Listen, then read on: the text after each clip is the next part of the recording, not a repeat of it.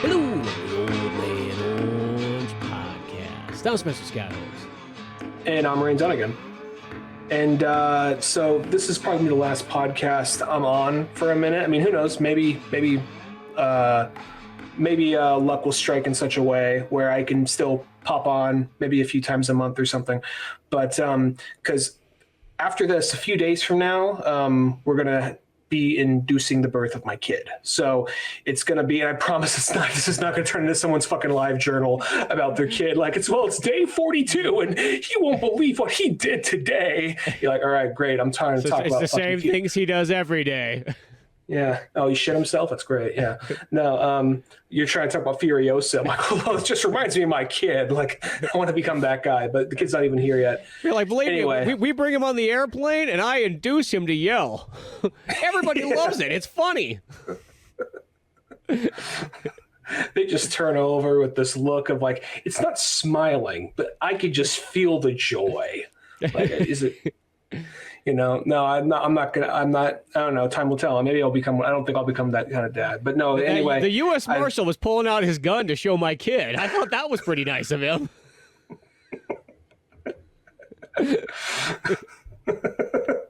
He said something, but I wasn't paying attention. It's just like, I just hear the fucking Peanuts gallery from like Charlie Brown when people talk to me now. And I just stand there staring at them with a smile. Yeah. You know, and then they took me to a lovely security room afterwards when we landed and told me never to come back again. What a joker. And I said, I'll see you next week. And don't you forget it. I went for a high five and they just stared at me sternly, but I could sense the connection we had. No, anyway, before, I don't think that's going to happen. We'll see. But before the kid gets here, I'm just trying to get caught up on a bunch of different shows lately. And it's weird. I feel myself kind of going to like, I don't know. I've just been in a real anime mood lately. Yeah, that was sad when I'm surprised I didn't bring that up. How Akira Toriyama, when he died, how the world just kind of stopped for a minute. Yeah, it really was. I was like, well, it's like that thing, like, you know, that's such a. I've thought about this even before then, though. But it's like, Dragon Ball is like from like the 80s to literally now. It's been kind of like the when a boy becomes a man, you know, and it's like that's literally what it's been for multiple generations. Not just like, you know, it's not like some of those things like, you know, like He-Man works for one generation. There's generally one generation that's really a big deal for, and everybody else kind of just knows about it. You know what I mean? And that kind of can go for some other shows too. But Dragon Ball Z is one of those weird ones that's actually rolled over many a times, you know, surprisingly enough, where, you know, it's that one that like almost a kid can. I'm kind of waiting for the day to see what happens when the kids finally go, no, that's like grandpa's shit. You know what I mean? Like, I wonder when that's gonna happen. Well, I wonder because when Dragon Ball Z came to the States, it was already like when I first watched it, I had no idea I was watching an 80s show. I thought I was watching something that was brand new, but it was like, you know, so it got the second revival in the States. And then I guess GT was, even though that's not Akira Toriyama, GT was going on in Japan, like around like up to the mid 90s or so, give or take, right? Yeah, because I remember like that was the thing is like in like the late 90s on like, you know, dial-up internet, you would get these like clips of GT and you had to like sort of piece together like what was going on there with these like 15-second clips you would download like on Shockwave and so on like that to watch it on your Flash player. On someone's GeoCities account. And some, you know, American person probably just dubbed it whatever the way they, or the subtitle it the way they wanted, but you know, you're like, oh my God, like, in Japan, they're just saying like F-bombs left and right and so on like that. Just Goku's just standing there like, fuck! And it's like, you know, that's not what the subtitles are like later on in life. But how are you supposed to know in 98? Yeah, well, I remember back in we'll go back to the timeline we just went a second ago, but I remember like watching back in like 2000 and like 2007, 2008, seeing AMVs, and they just put, you know, whatever rock song over, like something like Breaking Benjamin or Linkin Park over like Full Metal Alchemist, and then there'd be a part where like, I'm like, I know what he said. I watched the episode, but they'll have subtitles what they're supposed to be saying, and Ed says, "Don't fuck with me." I'm like, He didn't say "Don't fuck with me, dude." Come on, come on. You're trying to make it. I mean, the fact that you're playing Breaking Benjamin, I already know what territory we're in. But the fact you gotta like, "Don't fuck with me," like, oh, they didn't say that on Adult Swim, and it's called Adult Swim. Oh, wow, this kid is so ballsy, you know. But like, there was there would be that thing where shit. Where's I going with this? There was like the '90s shit when you kind of just get those weird little like clips, and you would have to parse together all the fucking details of what was happening, and they always would have them just. You're right. They would have them saying shit they didn't say in the show, but then like that would also give plenty of room for like other people. We would talk about this before. We won't go into the gangs. Talk about it a lot, but like people to make up their own shit to fill in the blanks. Like, see, and this thing's the thing I was telling you about. You know, like this is where like Goku actually kills Gohan. Why? He becomes evil. Like, oh, it's so fucked up. Yeah, no, you'd get all that kind of stuff in there. And I felt like, yeah, in the '90s you could get away with people making up shit and you just didn't know any better yet. But about the 2000s though, it's like, wait a second, I saw this. Don't you dare! Now you're just lying to me. You know what I think all that shit led to about people lying about like telling the way darker, edgier version of like Dragon Ball or Pokemon or whatever. And it's not entirely the same. It's not the same genre, but I can see where those kids went to down the line. Those kids went to creepypasta. Maybe that might have been it then. No, I'm thinking just because in the context of like, here's this thing, it's the thing is this thing, but I got to make it more fucked up. I got to think it more over the top. And like creepypasta, like there's the ones that were like good, where there were actual like someone was trying to tell a legit horror story, and then there's ones where it's like a fucked up like 11-year-old saying, you know, wouldn't it be scary if like SpongeBob like hung himself? Wouldn't it be scary if Sonic the Hedgehog had bloody eyes? Yeah, it's just like nobody cares, you know. But well, somebody cares, but still, The internet cared about that age demographic cared about it for a while. Yeah, and see creepypasta shit all over YouTube. Yeah, I guess that's true. That's that stuff. It's just like that's like a perfect example. It's just a different generation thing where there's just not even a generation, different type of person that gravitates towards that kind of stuff because that type of person's always existed. I mean, there's probably been that person in the '50s where he's talking about whatever the heck they were talking about. Like I was trying to think of a cartoon. Let's go to the '60s because there's not as many cartoons there. But like what if the Herculoids was extremely like savage and violent and they had to at one point land on an island and eat all their pets because that was the only way to survive. And then the dad died, so the boy had to like fuck the mom for the offspring. Like, what the fuck? They're barbarians. They're space barbarians. What? That's what would have happened back then. The lineage had to continue. Haven't you seen the Northmen? Fuck. Yeah, it's all part of it. The circle of life. Yeah, I know, but like if only Jeffrey Dahmer had an outlet like that, maybe, yeah, maybe, but like maybe he wouldn't have like, oh wow, isn't roadkill cool? No, dude, get the fuck out. If only he had like creepypasta or some shit. Yeah. I'm just thinking like maybe that would have amplified it. I don't know.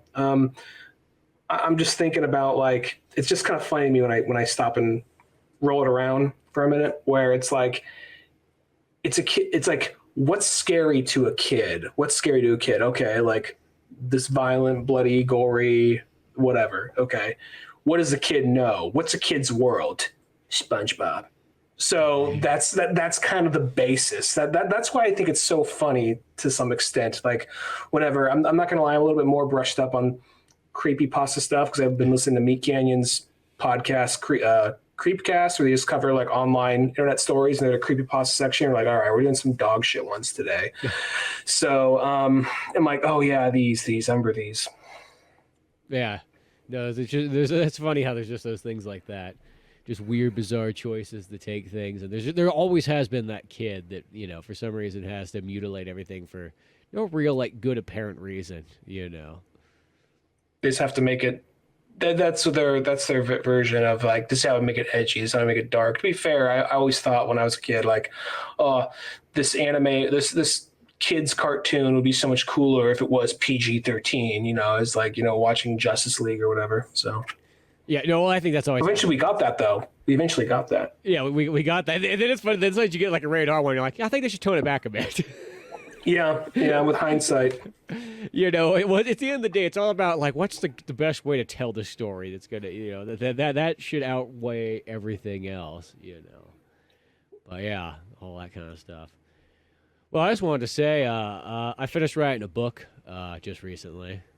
you finished writing a book. I did. I did a workout book because I always wanted to do a workout book, and I'm like, fuck it. You know what? I need to do a little change up from like comics, though I did still do some like comic drawings in it. But yeah, I was like, I'm gonna do a workout book. I'm gonna bring back the Thor's Hidden Gym, and you know what? If I'm gonna do a workout book, I'm gonna do pull-ups. So I wrote one called Pull-ups for Life and put it up on Amazon Kindle, just to have something else. And it was one of those things where I was like, you know what? I'm gonna do like a 50-page, like almost like a manual type one, where you can just kind of practice writing a book. It's like, okay, of course, written comic books, written scripts, but that's different than any form of a book as a nonfiction book. So you gotta type book in if you do it there, or else you're gonna find stupid fucking pull-up diapers and pull-up bars. I'm sure you'll see a lot of pull-up bras. Yeah, that's the only downfall of the word pull-up. And so it's one of those I'm ones. seeing it here. So yeah, I did a book, and then it ended up being like about 156 pages or something like that when it was all said and done. But yeah, I kind of just wanted. I was like, you know what, I'm gonna do this. I'm just gonna not necessarily like a how-to book, more of like a tips and tricks / a little bit of motivation with some comedy in there. I did some cartoon drawings. They're pretty much like Pizza Boys drawings. Let's be honest, because you go like, I got this joke for this. Yeah, let's just use Pizza Boys characters. Why try to think of somebody different? You know what I mean? You look very stoic on this cover, I'll say. Yeah, I took that myself too. That was one of those ones. Like I was, it was like one of those things that's like, and I'm yelling at the fucking camera. I'm like, shoot, shoot, shoot. Like where you got like the auto thing on there because it's like, I need the thing to do it on its own. And it's like, fucking stupid piece of shit. So I was getting kind of angry at it. So that's probably where that stoicness did.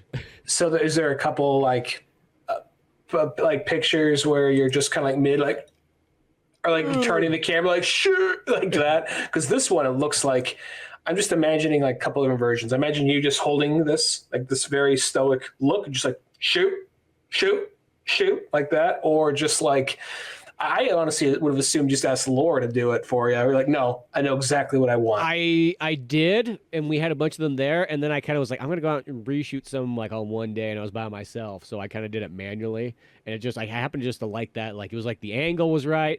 The pose was good, because that's the thing too, is like, you think about working out, you don't think much of it. You're like, oh yeah, you do this, but then it's like, okay, now you got to sort of hold it for like a couple seconds at like sometimes like the awkward position of like an exercise so that it looks right on camera.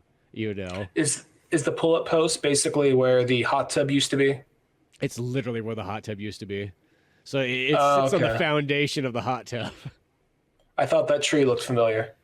Yeah, so yeah, that's what it was out there, and yeah, I guess you probably you might have saw it last time you were out for a barbecue a while ago. You moved it closer to the house. I saw it. Yeah. Well, the hot tub's close to the house, but the pull-up bar is way out there, and so I use that for a lot of the shots. There's some other ones in there too and whatnot, but yeah, I try to just make it kind of a mixed match of fun, funny, a little bit motivational, some kind of like stuff like that.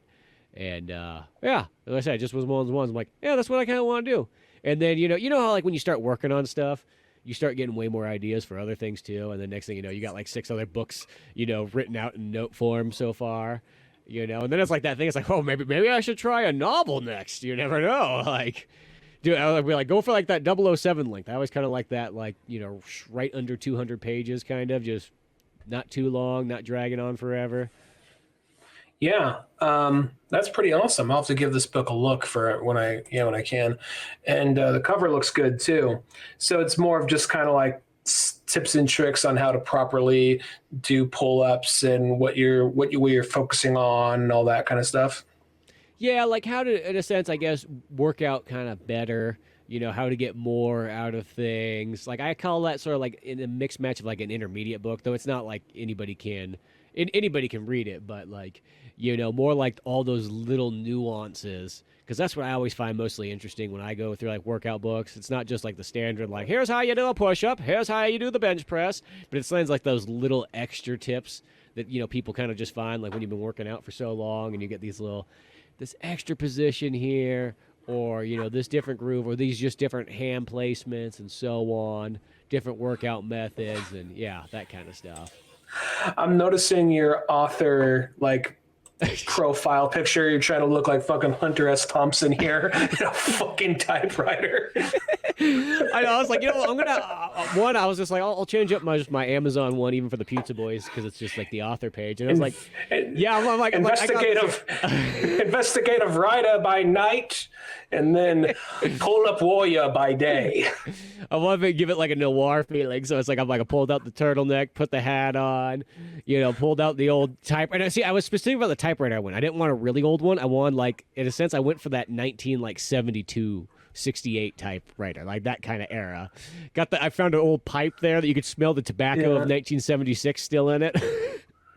I just like the idea that this version of you take off the fedora and underneath is the beanie and the hair just falls out.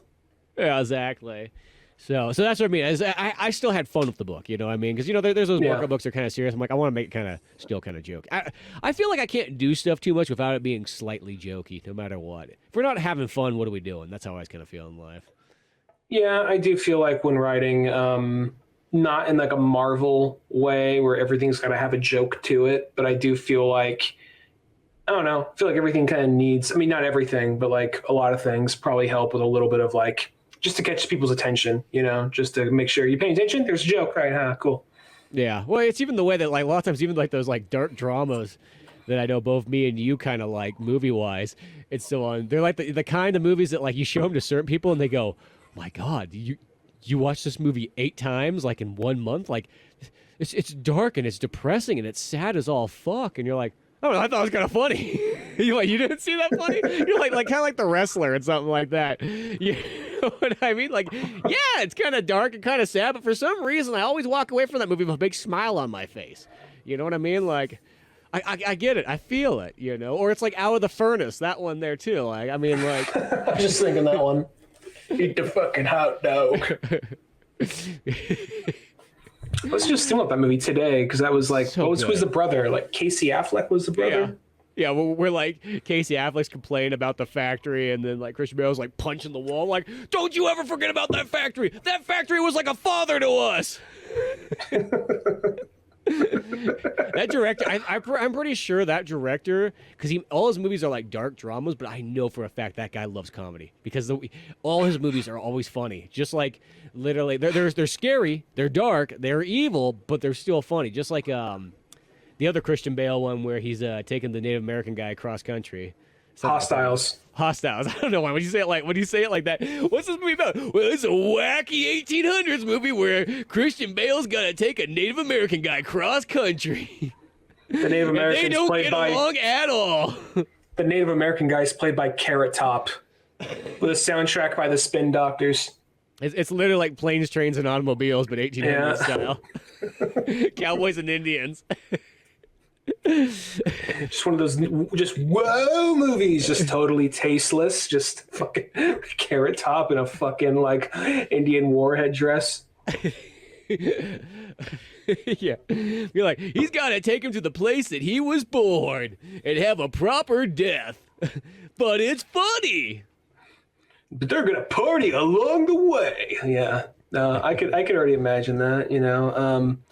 No, I'm just imagining you, because that guy also directed Black Mass. I'm imagining the scene when like Johnny Depp takes the girl into the room, like the teenage girl, and starts like strangling her, and then they have like the slow zoom in on the guys on the stepfather's face, just kind of letting this happen, and just like one person in the audience just cracking up, like slapping his knee, like, oh, that must be Spencer.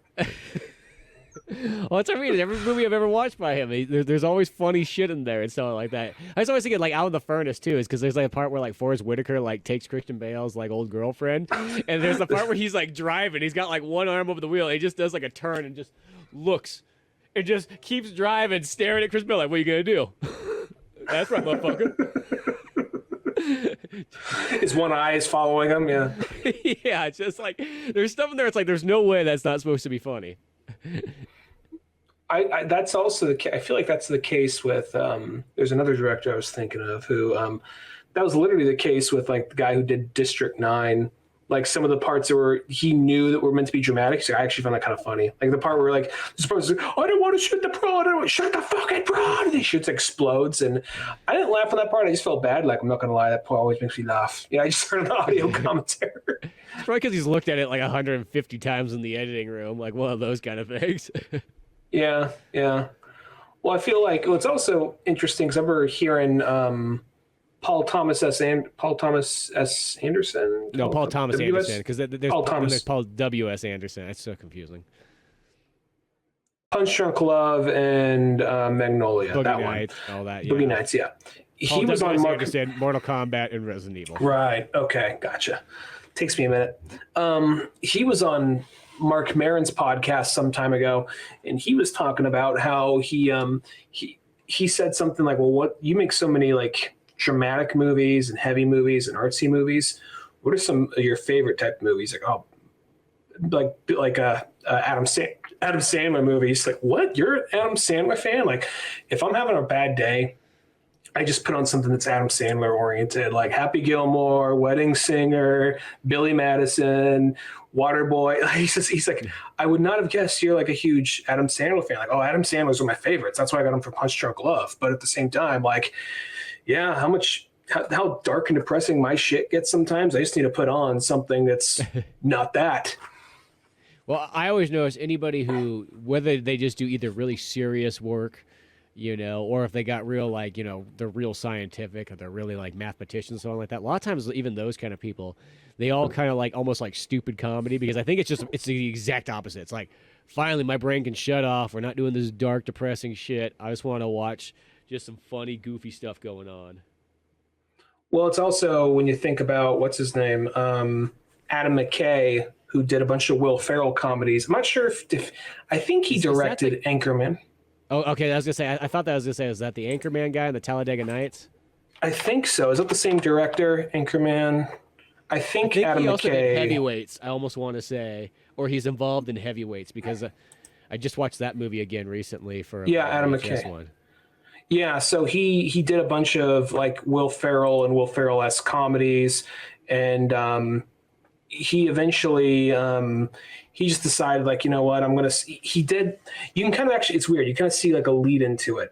Then he started doing more political stuff and more like topical things. Because if you remember, like his movie Nice Guys, that ends with kind of a look at what these Wall Street guys are doing, and that leads to The Big Short. Then that led to, I think, Vice.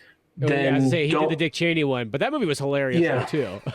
But it's also kind of like still like a very political movie. Like, look at this asshole over here. And then like Don't Look Up, which is a comedy, but still a very political movie.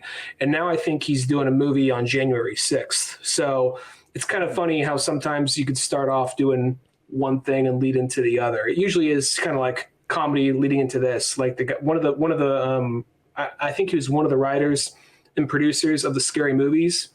Like the first two. I don't think all of them. Yeah. Like not the epic movies or any, because there's a difference. We might kind of cringe at like Scary Movie 1 and 2. I'll be honest. I like Scary Movie 1 and 2. I don't love them. I like them.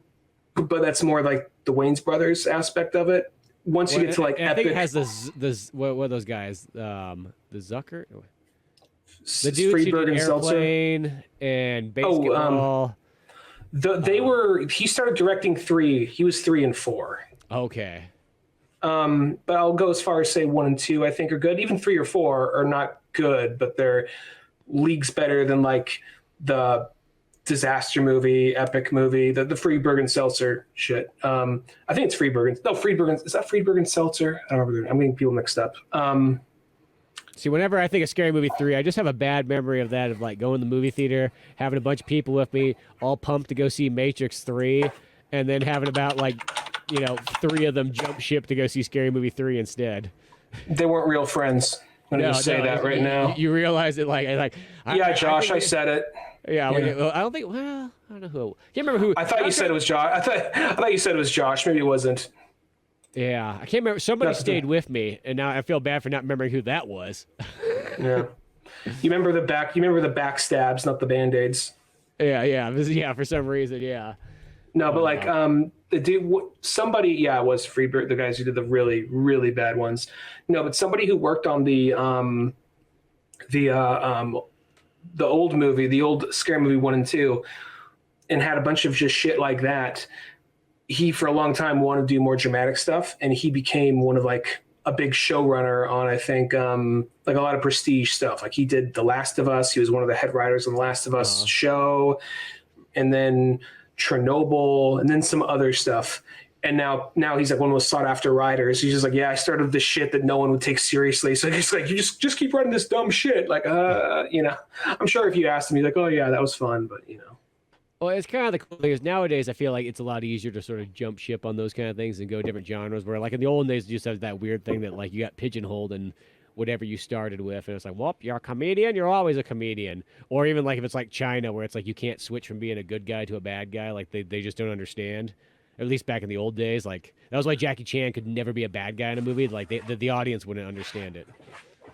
I think the audience would understand. I just think it's just like producers in the entertainment industry, like they're too fucking stupid. They won't fucking get it. So you get that kind of stuff here too, you know? Yeah. So I mean, I'd like to imagine. I mean, maybe it is just kind of like it's in the scroll. Check it out here, Jackie. You know? Yeah. Yeah, yes. Well, it's probably just Jackie Chan's. Just like he's like, hey, you know what? If I just said the audience won't understand it, that's how I'll keep myself as the good guy the whole time, you know. But that's almost the interesting thing is when you take a guy who always is a good guy, you're like, okay, now he's gonna be the bad guy. It's always kind of neat when it's like that. Once Upon a Time in the West, something kind of like that. Yeah, exactly. There, or even like Mel Gibson in like Expendables 3, you know, where it's like, oh, he could be a good guy and stuff, and then he could be a real good bad guy who fucking chews scenery better than almost any of the other actors around him. Or Tom Cruise in Collateral. Yeah, that's another great one too. Plus, got Audio Slave in that movie too, or the music. It does. Yeah. I always remember that because it's almost like a music video in a sense. Well, because it plays Shadow on the Sun, and I think it plays like the whole song or nearly the whole song. Yeah. Twice. Yeah. Like it's leading up. It's just they're driving through LA, like shit's about to go down, and then like they're going to their location. And I remember, I think it's a fantastic movie, but I haven't seen it in years. Shit goes bad. They're getting out. And then Jamie Foxx finally is like, I've had enough of this shit. And the song picks up again, like, you know, and then intentionally like, why don't you go fuck yourself, Vincent? And like crashes the car intentionally. So. Yeah, that's a great movie. I probably haven't seen it since it came out, and I know I have it on DVD, and I think of that movie actually a lot. Like it comes up and like, God, I should watch that again. That was a great film. You know, but it has been a good while. That's a really good one. I haven't seen it in a long time. I remember there's two little things that I have that are wrong with the movie, I think.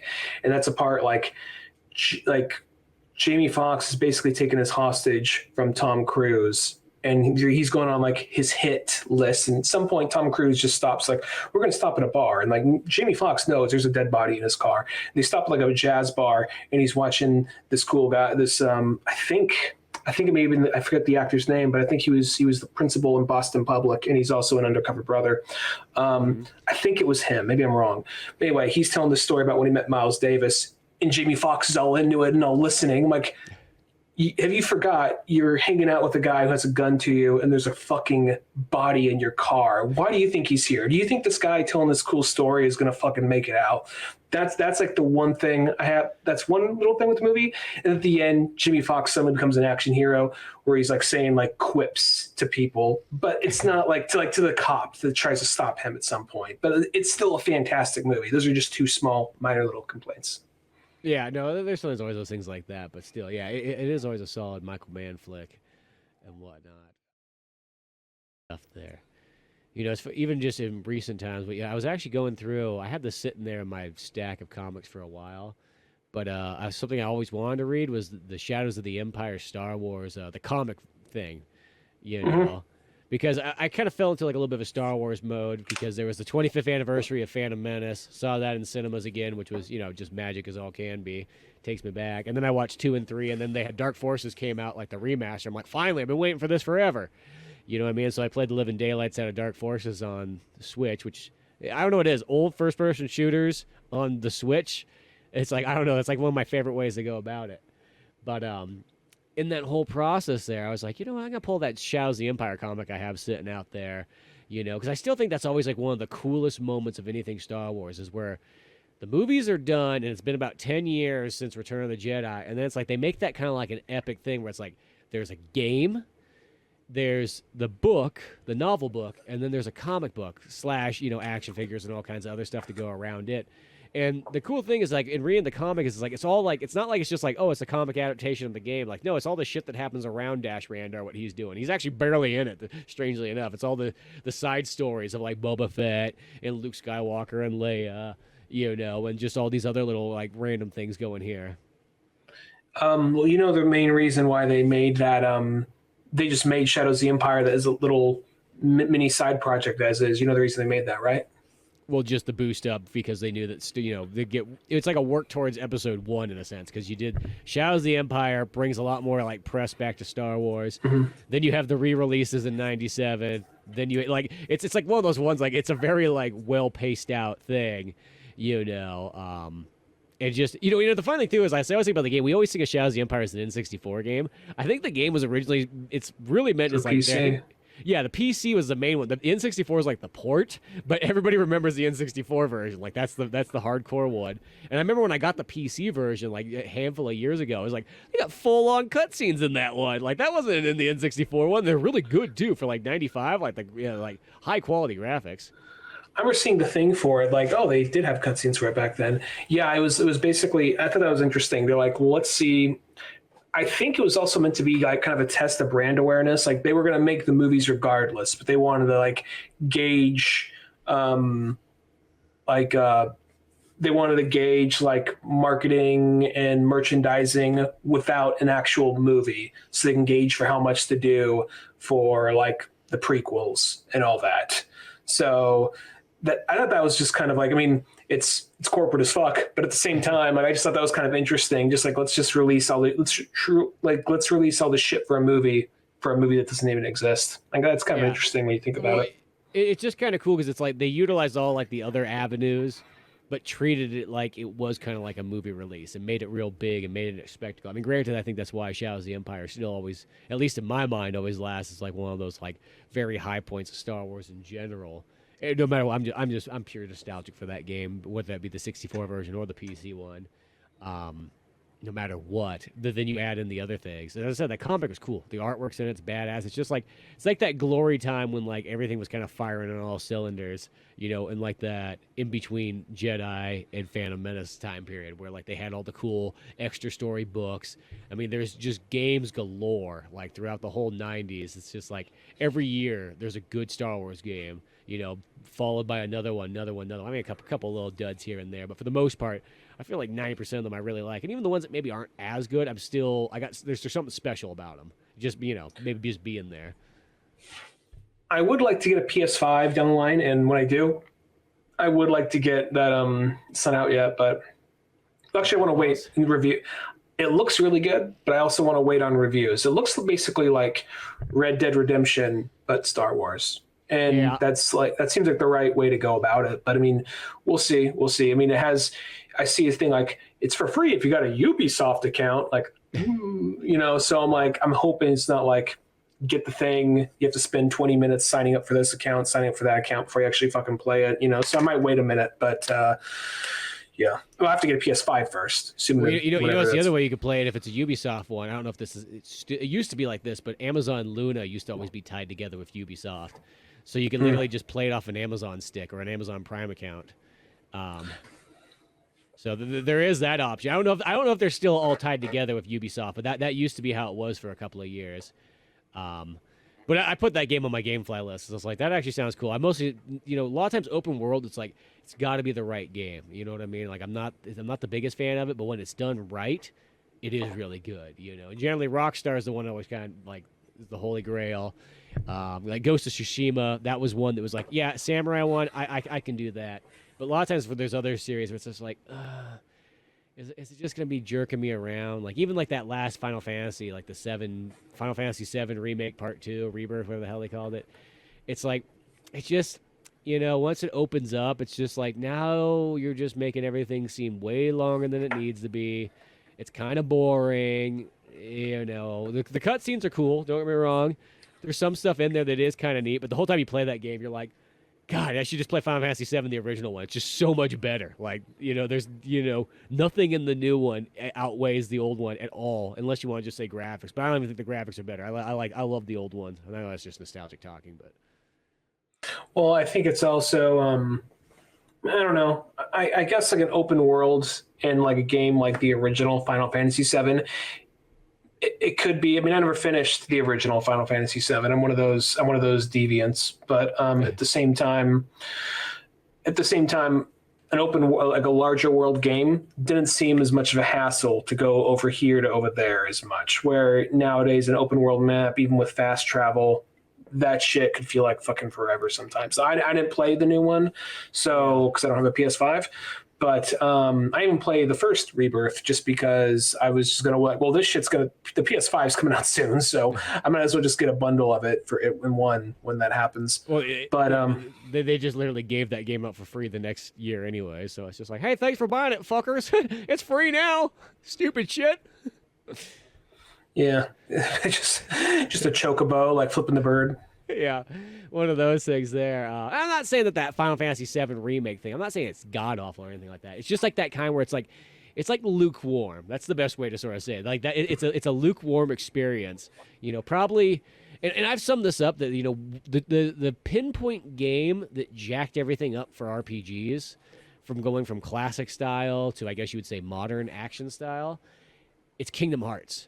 Because what that did is that's the game that fucked up the youth of that generation, and I think it ruined the kids. Put these commie ideas in there.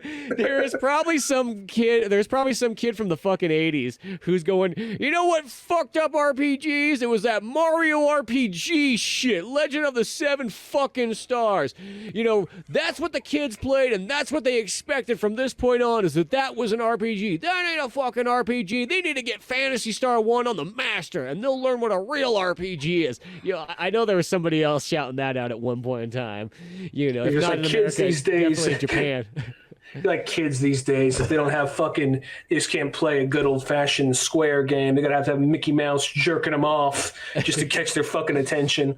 Well, here's the thing about I haven't played Kingdom Hearts in a long time. And I remember as it went on, like Kingdom Hearts 2, there was like a weird reversal. Like it became very handy, but there was like this reversal move. Remember the placement of the reversal move and the attack were like weird placement, if I remember correctly. I think it was X and triangle. Maybe it was like X and circle. I don't know. Two finger it like you do in the peace sign. Yeah. That's what I remember. Maybe I'm wrong though. Maybe it was like X and circle or some shit. It's been years since I played it. And then I haven't played a Final Fantasy game in like a while, and then I'm like, let's see what this 15 shit's all about. And then they have something fucking similar in that, and like I'm not sure. Maybe it's in other ones. Maybe it is. Maybe I'm just an old man. I don't fucking know. But I was like, why the fuck? Or there's like maybe it wasn't reversal, but I felt like there's weird placement. Like it was kind of like you're doing sort of like there was dodge, there was attack, but it felt kind of like you're playing like a toned down like brawler sort of, or a toned down hack and slash, but with weird button placement. Wasn't there wasn't something similar like to block or to roll out of the way or something you needed to do like triangle and then attack X, some shit like that? Yeah, there was something like that in that game. But I think that's kind of it. I'm not saying anything necessarily against Kingdom Hearts exactly what it is. It's just more the fact that because it's like, well, yeah, but it's because that was part of the problem. It's because that it changed, like, in a sense, what they call an RPG to this, like, half-ass. I always used to call it half-ass Ninja Gaiden. Like, if I want an action game, I'm going to play something good, like Ninja Gaiden, And then it turned RPGs, because I feel like it's like the bummer that when you play a lot of games. And I'll say they've come a little bit of a ways, those action RPGs, over the years. They've definitely gotten better. But I think that's the thing, is there's so many kids that grew up, and that's, in their mind, that's what an RPG is. You know what I mean? And so the idea of like a turn-based thing is so archaic and old, but what they don't get is that the strategy part in there, it's like the strategy is totally gone in action RPGs anymore nowadays, because all you pretty much do is you run in, you mash square or X, whatever the attack button is, until the enemy dies, and then if need be, run away, heal, repeat. Like that's the entire game. The entire game is going to be that. There's no real strategy, no real like game plan. Maybe once in a blue moon you might have to do something different, but for the most part, that's the entire game. Mash buttons, kill, kill, kill, kill, heal. Do it, repeat, and so on. And even like the good ones, that's still what it is. You run in, just beat the living daylights out of whatever it is, use whatever spells you need to, and it just doesn't have that. Like that, I know it just sounds like the most old man tired. Like just the epic battle of like when you're in the turn base and you have to use your magic powers properly and you got your healing items and everything like that, and you're looking at the turn order and you're seeing how you're going to counterattack this next one going, and it's almost like I guess the same way that people that play turn-based strategy games would also feel as well too. But well, I think it also depends on. That's kind of what I felt. Now, depending on the game, I guess it really wouldn't bother me. I'll even say this: the moving around, and because I just know I'm just like Bob Dylan said, times are changing. So Yeah. like I'm just like, well, I guess I can just move with it or get left behind. So sure, let me try this shit out. My problem wasn't even with that as much. I get what you're saying, and if I'm playing something called an RPG, I do prefer turn-based, but at the exact same time, I'm not. It's not my favorite genre, so it's not like I'm like heartbroken when it's not there. yeah, However, it was just weird button placement, and that is kind of what like threw me off. And I felt like this should be something else. This should be more like in that particular context, something more like a Ninja Gaiden or something like that. So I don't know. I enjoyed what I played of it, but I never finished it. So I would like to play 7 just because I think I like that world more and I like those characters more. yeah. As I said, those 7 remakes. I'm not saying they're not god awful, and even like I enjoyed 15. I played that all the way through. I gave that the old college try because it had been so many years since I played, a brand new RPG, just because of that they weren't made for pretty much. They weren't made for me anymore, so I guess I'll have to check out, And then, of course, granted, finally there's Dragon Quest 11, which is like the only like holy grail savior that in Pokemon of like keeping the genre alive, but and then a few other ones here and there, but I'm not really counting like those kind of Game Boy DS style ones as much. I'm talking about the full on like AAA, I guess you would say, large scale titles. But yeah. I feel like it comes in waves. I remember for a minute, I felt like in the 2010s, like a lot of Japanese games kind of fell off and weren't really as popular anymore. And everything was like online shooters, and online shooters are still popular. But now I feel like since Dark Souls, and maybe that's a Final Fantasy was trying to more ape like Dark Souls, I feel like it kind of like Japanese games are kind of coming back in a big bad way, I mean, it's not like they ever left. Dark Souls, though, is, I will say, just to clarify, it's not that they ever left, but I just feel like they weren't as popular for a minute, and now they're kind of like getting popular again, or been popular for a while. I will say the one thing I've noticed since about 2010-ish, give or take, though, is that a lot of Japanese games sort of hide that they're Japanese games anymore. Like they don't have that. Like it feels like it's Japanese. And Dark Souls is a perfect example because that game, if nobody told you it was Japanese, it feels like it's like a European game. It does not really have a whole lot of Japanese feel to it. Like it feels very either European or American. And it's even like the same way of other stuff too. It's like Resident Evil. I know Resident Evil always kind of had an American vibe, anyways. But it kind of as time went on, there's less of that anime look to it, and it becomes more looking kind of like an American game. And even Castlevania did that too, where they got the Italians and Spanish people to make that Lords of Shadows ones and so on like that. And even though those games are still fun and good, but it's like you could tell there's something uncanny about it. Like it doesn't feel Japanese anymore. Yeah. I guess I'm not gonna lie. I'm just gonna be like nodding my head, like I guess so, just because I'm really out of the loop when it comes to games. Just kind of like a game will come out for the Switch every like a few games a year will come out for the Switch. Like I guess I'm playing that, and then like I'll play that for a while, and then once I beat that, I'm like, okay, I guess I'll see you in 4 months, maybe 6. So yeah, I still haven't had a chance to play Sonic Superstars yet. I mean, everyone says it's just more 2D. It's 2D Sonic. It's fun, but it's not amazing, is what everyone's saying. So I'll get to that when I get to that. But yeah. Yeah, I still grab it. It's still fun. I still liked it. Yeah. It's like for me, well, most of the time too, is like people will get games and be like, "Hey, you want to come join? We're playing this newfangled, game." I'm like, No, I'm just gonna play. I'm gonna go back in time to what I know best. I'm gonna play the Tomb Raider collection or that Shadows the Empire, or not Shadows the Empire. Dark Forces remaster. I'm like, nope. I got my game right here, 1995. Good times. See ya. My own little comfort zone. Yeah. Yeah. It's like, Tomorrow I play some vinyl while I do this. yeah, I'll put my VHSs on and everything like that. Yeah, like I notice that's when I get more excited when I see like an old game getting remastered. It's like, oh, here we go, more my speed right here. And don't you dare call it a boomer shooter. That word makes no sense whatsoever if you really think about it. Because believe me, no boomers wanted us playing shooters. I was there. You were not. You realize if you say that to them and you try to explain, like, I was there, you weren't. Like, as you like, boomer. As your knees crack as you walk over to them, just like pointing with your fucking tetanus-ridden finger, like, I don't call it a boomer shooter, young man. Let me tell you. Oh, let me. I gotta sit down. Let me use your computer chair there. Oh, that's better. That's better. Could you go out and get a case of Surge? What? Surge? What? God, you kids don't even know. This is the shit that kept us up all night. Literally. Your parents didn't raise you right, boy. Yeah. Fucking seltzer water, bitch. You get a real drink that's got 80 grams of sugar in it, like a man. Seltzer water, bitch. I always think about that, when you think about, because this is something that crosses my mind, is that, in the ye olden days, there used to be, kids would go out and party, and do stupid shit like in the woods and get hammered and start fires and all that stuff. And I think those times are kind of done. And I think it's also I don't think a normal kid drinks beer anymore. I definitely think that's not the thing, because they make all these fruity drinks now. Because think about it, when you were a kid, like the first time that someone ever handed you a beer, you're always like, oh, what the fuck is this? Now, granted, let's be honest, when a kid hands you a beer, the main reason why you say that is because they handed you like a fucking, like a super cheap light beer. Keystone Light. That's the one I'm thinking of right there. It's like, you know what I mean? Like, if somebody probably gave you a good beer, there'd probably be a difference. But nobody ever gives you, like, those first couple beers someone hands you, they're never good beers. Here was my thing. Well, first off, we'll do this thing back to kids these days and what they're up to. Damn kids! This is how we're going to end the Old Man Orange series for a moment.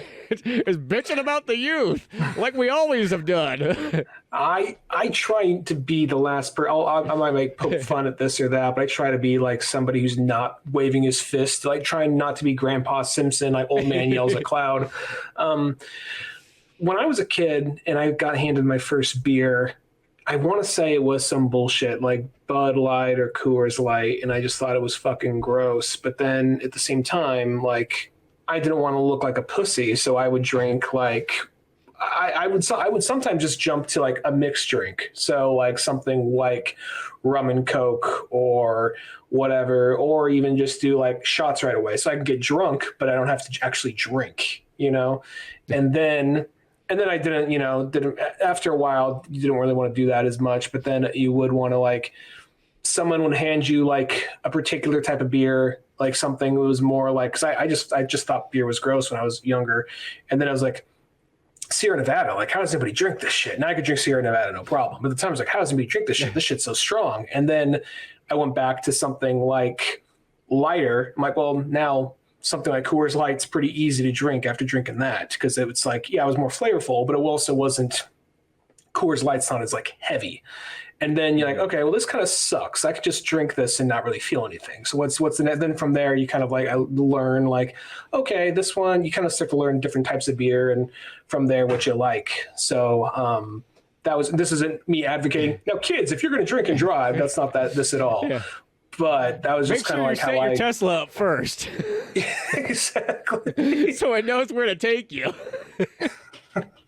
If you're that kind of kid whose parents could afford a Tesla, yes. But I bet you if you go to school nowadays, I bet you there's at least 10 of those kids driving to school in a Tesla. I could guarantee that, because it's not like they're that expensive anymore. And think of the cars we would see as kids, like, oh, that fucking kid in their fucking Mustang, brand new, or something. Oh, like that.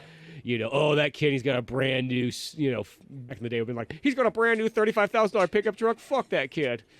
I mean, that's still expensive to me nowadays, but that, nowadays that'd be like a $75,000 one when you think about it. Yeah, so it would be like, so that's not me saying like, hey kids, so if you're gonna drink and drive, no, don't drink and drive. But this is just kind of like the way I kind of learned what beers I liked and what didn't like. So just find eventually, if you, I don't know, I think a lot of people, when they first taste beer, it's disgusting, but it's just an acquired taste. You kind of build up after time. But I don't know. I think some people don't, I really don't know. I got to talk to like my younger brother-in-law. I'm like, you kids still drink beer? I'm just curious. Yeah, I just want to know for research purposes. Well, it's like one of those ones. Like the example is like if you look at the beer aisles, like it's like a fridge goes away like every handful of months, dedicated to more seltzers. I noticed that. Yeah. I mean, I've had seltzers when there's nothing else there, or a seltzer like, all right, you're really pushing this shit on me. Let me see what it's about. Like, it's not like, it's kind of one of those things like, it's not the worst thing, but it's definitely not the first thing I go to. You know, I remember when I lived in San Francisco, I was working at a locksmith company, and there was these like couple of like Asian bros, and like they're like early 20s. They fucking loved White Claws. I went drinking out. I went drinking with them one night, and they were all ordering White Claws. Like, right, just try this shit. And I just taste like, that's what I imagine cock tastes like. And then like, I got a laugh or two, but at the same time, like, oh no, it's not really for me. But I mean, yeah, I don't know. I guess it's one of those things. It's like, I guess it's us and soda, because our generation grew up just like chugging fucking like gallons of soda. So now it's like it's literally going out of style. So now it's like, like kids are more health conscious, or not even kids, just younger generations are more health I say young, like you kids, you 26-year-old kids, they're more health conscious. And now like, we're like, why are you being a fucking pussy? Because I don't want like holes in my fucking intestines. Yeah, exactly. Well, I was like, I don't have a soda very often, but when I do, I like to have myself a good old Mr. Pibb. Yes, Mr. Pibb. The working man's drink. Yes, and the intellectuals. He's not a doctor like that cunt Dr. Pepper. No, Mr. Pibb, he's got a real man's job. He didn't have to. His parents didn't pay his way through medical school. No, he took a blue-collar job and worked his way through. You know what I mean? Like, he still takes a normal paycheck at Coca-Cola. Mr. Pibb, he's a man of the people. I always love it. If I catch, it's hard to find Mr. Pibb on tap, but like if you can find Mr. Pibb on tap, oh, so much better than anything else you can have. A good soda on tap is something special. Yes. It's just like... So this guy who wrote this workout book is talking about how much he loves a good soda on tap. It also sounds like the most like, I love you, dude. Know this, I love you. It's also a square thing. Like when I'm ready to unwind and have like a night on the town, like I got my hole in the wall. One place in town that sells Mr. Pibb on tap. This is what Captain America would say. Yeah. Well, boys, we going out drinking tonight? I'm buying the Pibb. Yeah. First round's on me. I feel like he's all American brand. He's Coca-Cola brand. Says, Mr. Pibb is Coca-Cola. But I mean Coca-Cola strictly. Like he's keeping on. Yeah. Straight Coca-Cola, but at the same time, he's like, but if we're gonna boys, we got to. He's like saying this to all the Howling Commandos and Bucky. He's like, now if we're gonna drink these, like, oh fuck, here we go. We got to do extra cardio tomorrow to make sure we work off all this sugar. It's a treat, but you know what's more important? What's a better treat? Freedom, and we got to be there to defend it. And like, yeah, Steve. Yeah, all right, guys, bottoms up. Like, oh, fucking God, Steve. Yeah, all right, cool. Like dummy Dorian or whatever the fuck his name is. Like, you guys brought the fucking Coke, right? I mean, the Coke. Yeah, all right. Hey, Steve, is that Red Skull? Where? Jumps out the window. All right. He's gone. We got a moment. I also feel for Captain America. He'd be like there, like they'd be like going to like a restaurant. It's like, oh, check it out. Like they got Coke on tap. And then there's a kid mixing the Coke with like, like Dr. Pepper or something else right there. It's like, whoa, what are you doing? You can't tamper with a classic. There's a reason that it comes out just like this. You're not supposed to mix and match. I mean, what kind of place do you think you live in? I know you think you have freedom, but you got to know what's right. And you got to taste it for the way that God intended the Coke. God damn it, Captain America. Can't just mix my drink. No, drink it. Here, believe me, you'll thank me later once you drink it straight. That's how we like this Coke around here. Straight up. No added looks into the camera. Flag behind him. Yeah. Fucking bald eagles up there fucking like drinking a Coke.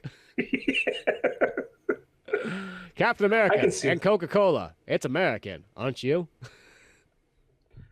What I chug every time I like after I'm done like fucking teabagging Hitler? Just a nice frosty glass of Coke. That's all, that's just what Captain America dreams of. Also, buy more war bonds.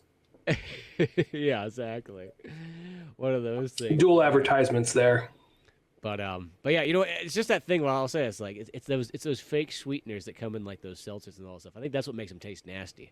It's like you when you get like a Gatorade 2, like just a disgusting version of Gatorade. You know why? Because it's missing the fucking sugar. Because someone put a bunch of like artificial sweetener in it, which is like 10 times sweeter than like a normal glass with sugar in there. And I'm not saying you gotta have sugar all the time, but like if you're gonna have a fucking drink, have a drink.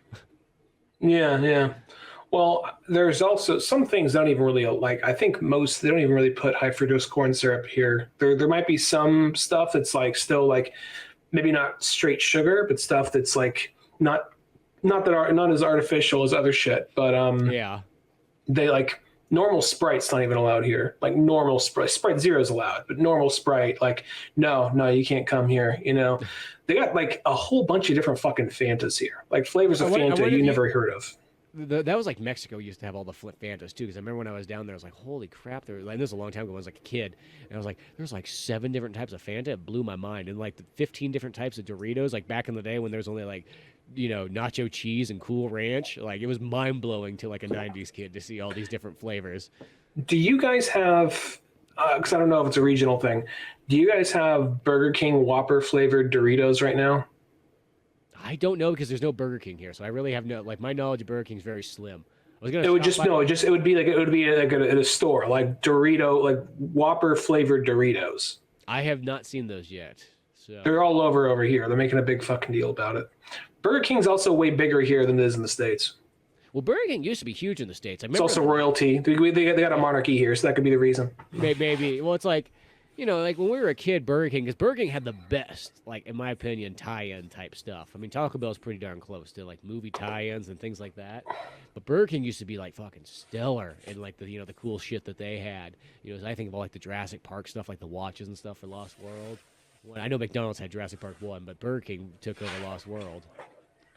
I remember, this is going to be, like, for anyone under the age of, like, 32, this is going to be like, oh, you fucking, I don't know, how can you reminisce about this? But I remember a fond memory I have is it was a bunch of us after high school. We already saw the movie, but Burger King had like a bunch of, this is also such like, oh, my favorite corporate tie-in from this corporate restaurant. No, they put out like these watches for, Star Wars, and they had a digital watch for each movie, and they came in a 10, and each side had like a hero and a villain for whatever movie. And I remember all of us there's Little Caesars and a round table, Little Caesars and a Burger King right next to each other, and this little patch of grass between the two. And I remember there was like fucking 5 or 6 of us fucking degenerates in like black hoodies, Cannibal Corpse t-shirts, and like fucking Guns N' Roses t-shirts, and just like just hanging out, just going there after school and just like, dude, I got the New Hope one. Oh, dude, if you get the Empire Strikes Back one, it has like Boba Fett on it. Oh, that's fucking awesome. Oh, dude, and then like with like 3 pizzas between us, and then mixed Burger King, and all probably had like horrible shits later that night. But I don't know. I just remember that being a fun time. No, I used to like that where we'd go. Because that's a perfect example. It's like Little Caesars. It was like, for $5, you and all your friends could eat and eat decently at least. You know what I mean? Like, it might not be no food stamps pizza required. Yeah, that's pretty much what it was. It was like, and yeah, that little patch of grass, which probably now hobos hang out on it too. It's like, well, I don't know. Think about a restaurant. What's worse, hobos or teenagers? Well, teenagers yelling about fucking Empire Strikes Back at the top of their lungs. Empire Strikes Back, and like probably saying whatever like dick or rape joke at the top of their lungs too. Yeah, it's early 2000s. It's like that was just like every other word was rape. Yeah, so dude, I just raped that game the other day. Oh, bro. Then like somebody's walking by, he means he beat it really fast. That's what he means, just to clarify. Yeah. Yeah. But like But You then better get out of here. We're just gonna fucking rape you right now. You're like, old man just starts like walking away faster on his walker. oh god, the youth these days. Yeah, that's what I fucking thought, old man. He just sees Clockwork Orange happening. Oh god, they're walking in slow motion at me. Oh no, sir, you're just walking slow. Yeah. No, it's like yeah, I don't know what would be worse. In all honesty, I'm gonna go in a grass. I'm gonna say this. In all honesty, I think teenagers. I think teenagers would be worse because I think hobos you'd have more variety. You might have the drug addicts, or you might have the guys who are just mentally unstable. And even if they are, they might just be minding their own business. But teenagers, you're getting teenagers every time. So you kind of know what you're fucking getting. There might be the one that's like, hey guys, come on, let's be quiet. You know, me, depending on the situation. But then like generally, I'm going to say teenagers. You probably want hobos over teenagers. Yeah, as long as the hobos aren't like the cracked up ones and they're not like swinging a knife around or something like that. Yeah. If they're just a normal hobo, yeah, over teenagers. Because teenagers, even teenagers are going to be loud and obnoxious, even if you don't really realize it. Because that's just what you did as a teenager. You talked for some reason way louder because you got so... You know why you got so amped up? Let's be honest. You were just pounding fucking soda like it was going out of style. So no wonder you're all hopped up, drinking your Surge, mixing in your DP. You're just up there just like, rah, rah, waiting for your pizza to come that you got like 6 coupons so you can get it like nickeled and dimed all the way down. I'm thinking about, just to clarify, yes, if it was just a couple of rowdy teenagers or a hopeless guy yelling at the sun, waving a fucking knife around, yeah, okay. But I could probably, by 6 years of living in San Francisco, I can think of only like, in all honesty, like 2 times I saw like a fucking hobo walking around with like a knife out, like, and that was like, oh shit. Well, I mean, chances are he's probably going to get fucking arrested soon or something. I don't know, but yeah, I think like 2 times I've seen that. Yeah, I saw it once in Sacramento where a hobo just had a knife. I'm like, yeah, that looks safe. Let's just keep going. That's somebody else's problem. That was like one of those things. I don't want to be like fucking like Martin Sheen, Uncle Ben, and like, wait, stop! Like, hey, just fucking go. I saw how this movie plays out. Yeah, I don't have any spider nephew to avenge me, not yet at least. Avenge me, Peter! I think that we just had that scene when like old Sam Raimi, when like the Uncle Ben dies and he just like grips his shoulder like, avenge me, just wide-eyed, and whispers like, it's your fault. It just like falls back. Aunt May knows it too. Knows what? That I'm Spider-Man? No. You're just a close-up on his lips. You're a disappointment. Just flops back. That's why your parents crashed that plane. They couldn't bear the thought of raising you for a minute longer, so they dropped us on. They dropped you on us. And now I knew that guy had a gun. I intentionally tackled him just to fucking end it. Now that old bitch is stuck with you until you drive her to do the same. Old Uncle Ben there and so on. Credits. But, yeah, credits there. That's the first movie. That's how it would work if it was a streaming show now. It would just be like, oh, he gets the suit in the very last episode of the very first season. Yeah, there we go. Yeah, he's good to go, I guess. But yeah, no, the normal hobos or teenagers, yeah, that's probably yeah.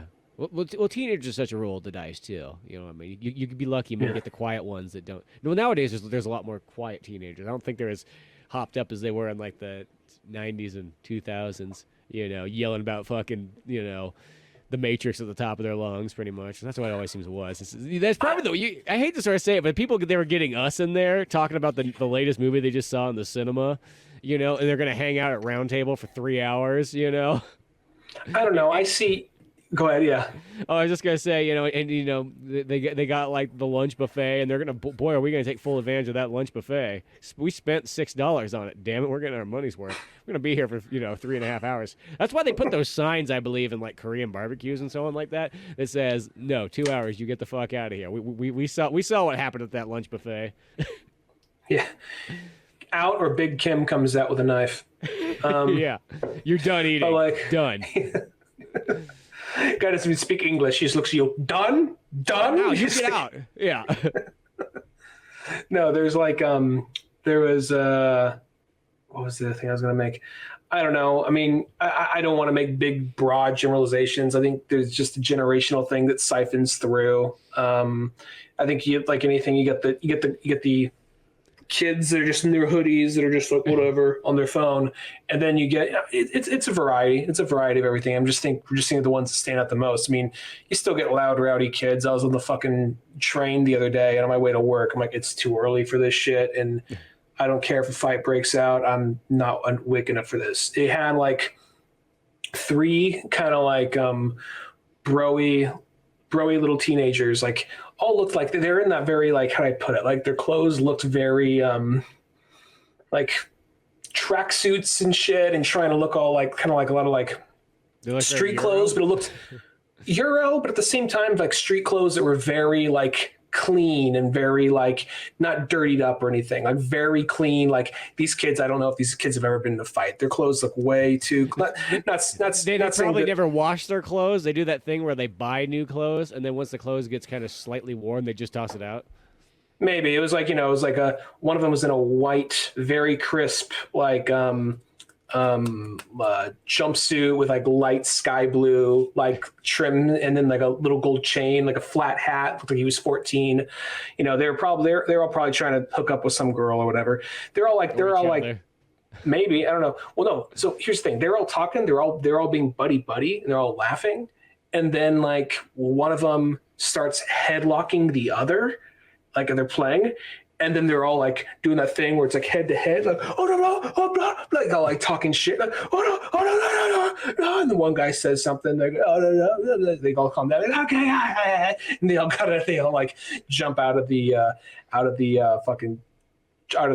train. I'm like, Jesus fucking. When you say jump out of the train, it makes a picture like they just jumped out of it as it was still moving. Oh no, we're at the stop. That'd be awesome if they did. They're just like, okay, whoa, just yeah.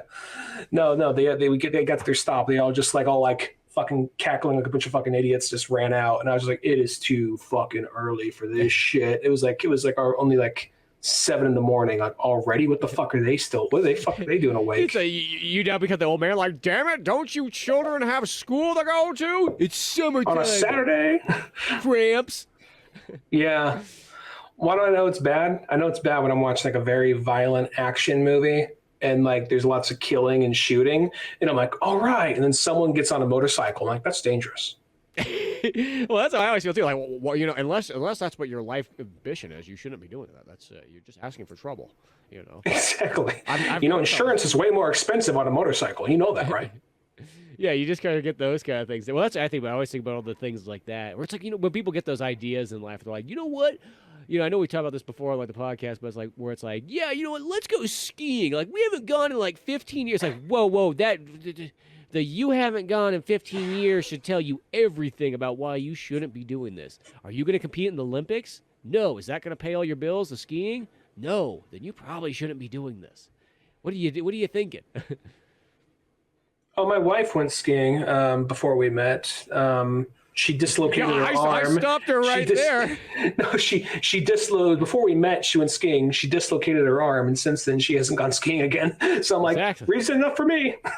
Yeah, it's like that's how I feel. It's like one of those ones. Like I don't know. It's at that point where it's like, unless that's gonna be like, unless you're making money off of it, like I see no reason to do that. I'm not saying you can't do it. I'm definitely saying if that's your dream, if you love riding motorcycles and everything like that, like just make it, find a way to make money off of it, and live your dream properly. Like have it pay for you. If not, don't just casually do it like some weekend warrior thing. That's like the worst thing I think anybody can do. Is like, I'm just going to take this thing up like nonchalantly. You know what I mean? Yeah, I'm just going to sign myself up for a UFC match. I've been playing some racquetball. I think I'll be good. I got a mean right hook. Yeah. Yeah. No. Yeah, I like, mean, I mean, I can understand if you want to do like UFC training just to stay in shape, not like actually doing matches, like like martial arts training just for like conditioning and staying in shape. I get that, but I mean, I don't know. I guess I don't really know enough weekend warriors who did it. Like, I've watched a lot of UFC. I listen to Joe Rogan. I think I can do this. Yeah. yeah, you never know. I'm sure they're there. Yeah, there kind of is. They're like, I'll go take a judo class at the Y and I'll be good to go. And that was the beginning of Conor McGregor's story. One of those things there, but yeah, no, those dangerous things. Or it's the same way I feel is like if I'm watching wrestling, and it's not like there's like oh man, these guys just got like chucked through like a table or something like that. There, you'll watch a guy just stand up funny like onto the mat or something like that, and you just go, that probably really fucking hurt on the knee right there. Or just like sometimes like they'll fall backwards and then like you'll see him just kind of like bang his head against like there'll be like some object that was just not technically supposed to be there but just kind of happening there. It's like those are the things I see. It's like, oh dude, that's probably what did it.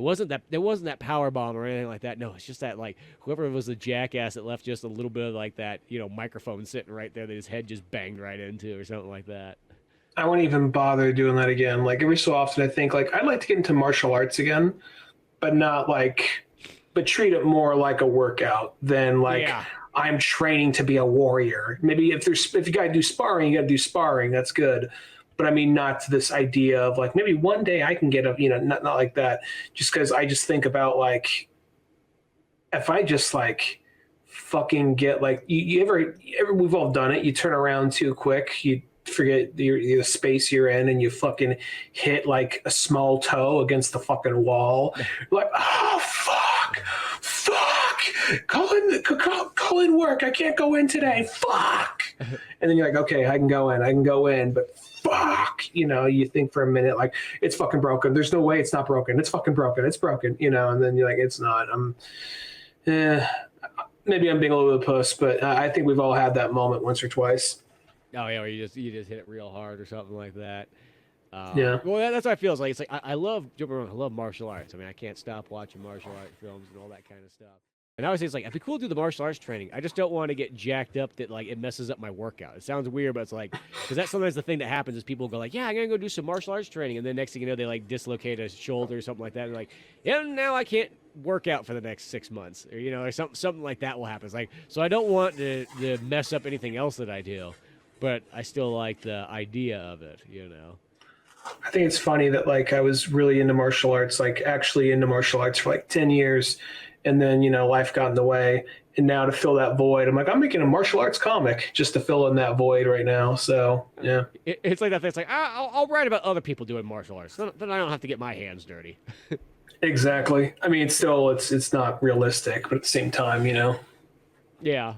But no, there is something to be said. It's like if you want to do something, yeah, you can always just write about it. It's like doing it, but without having to get up.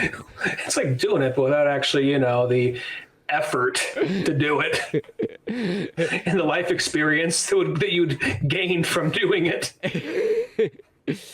Okay, and human growth.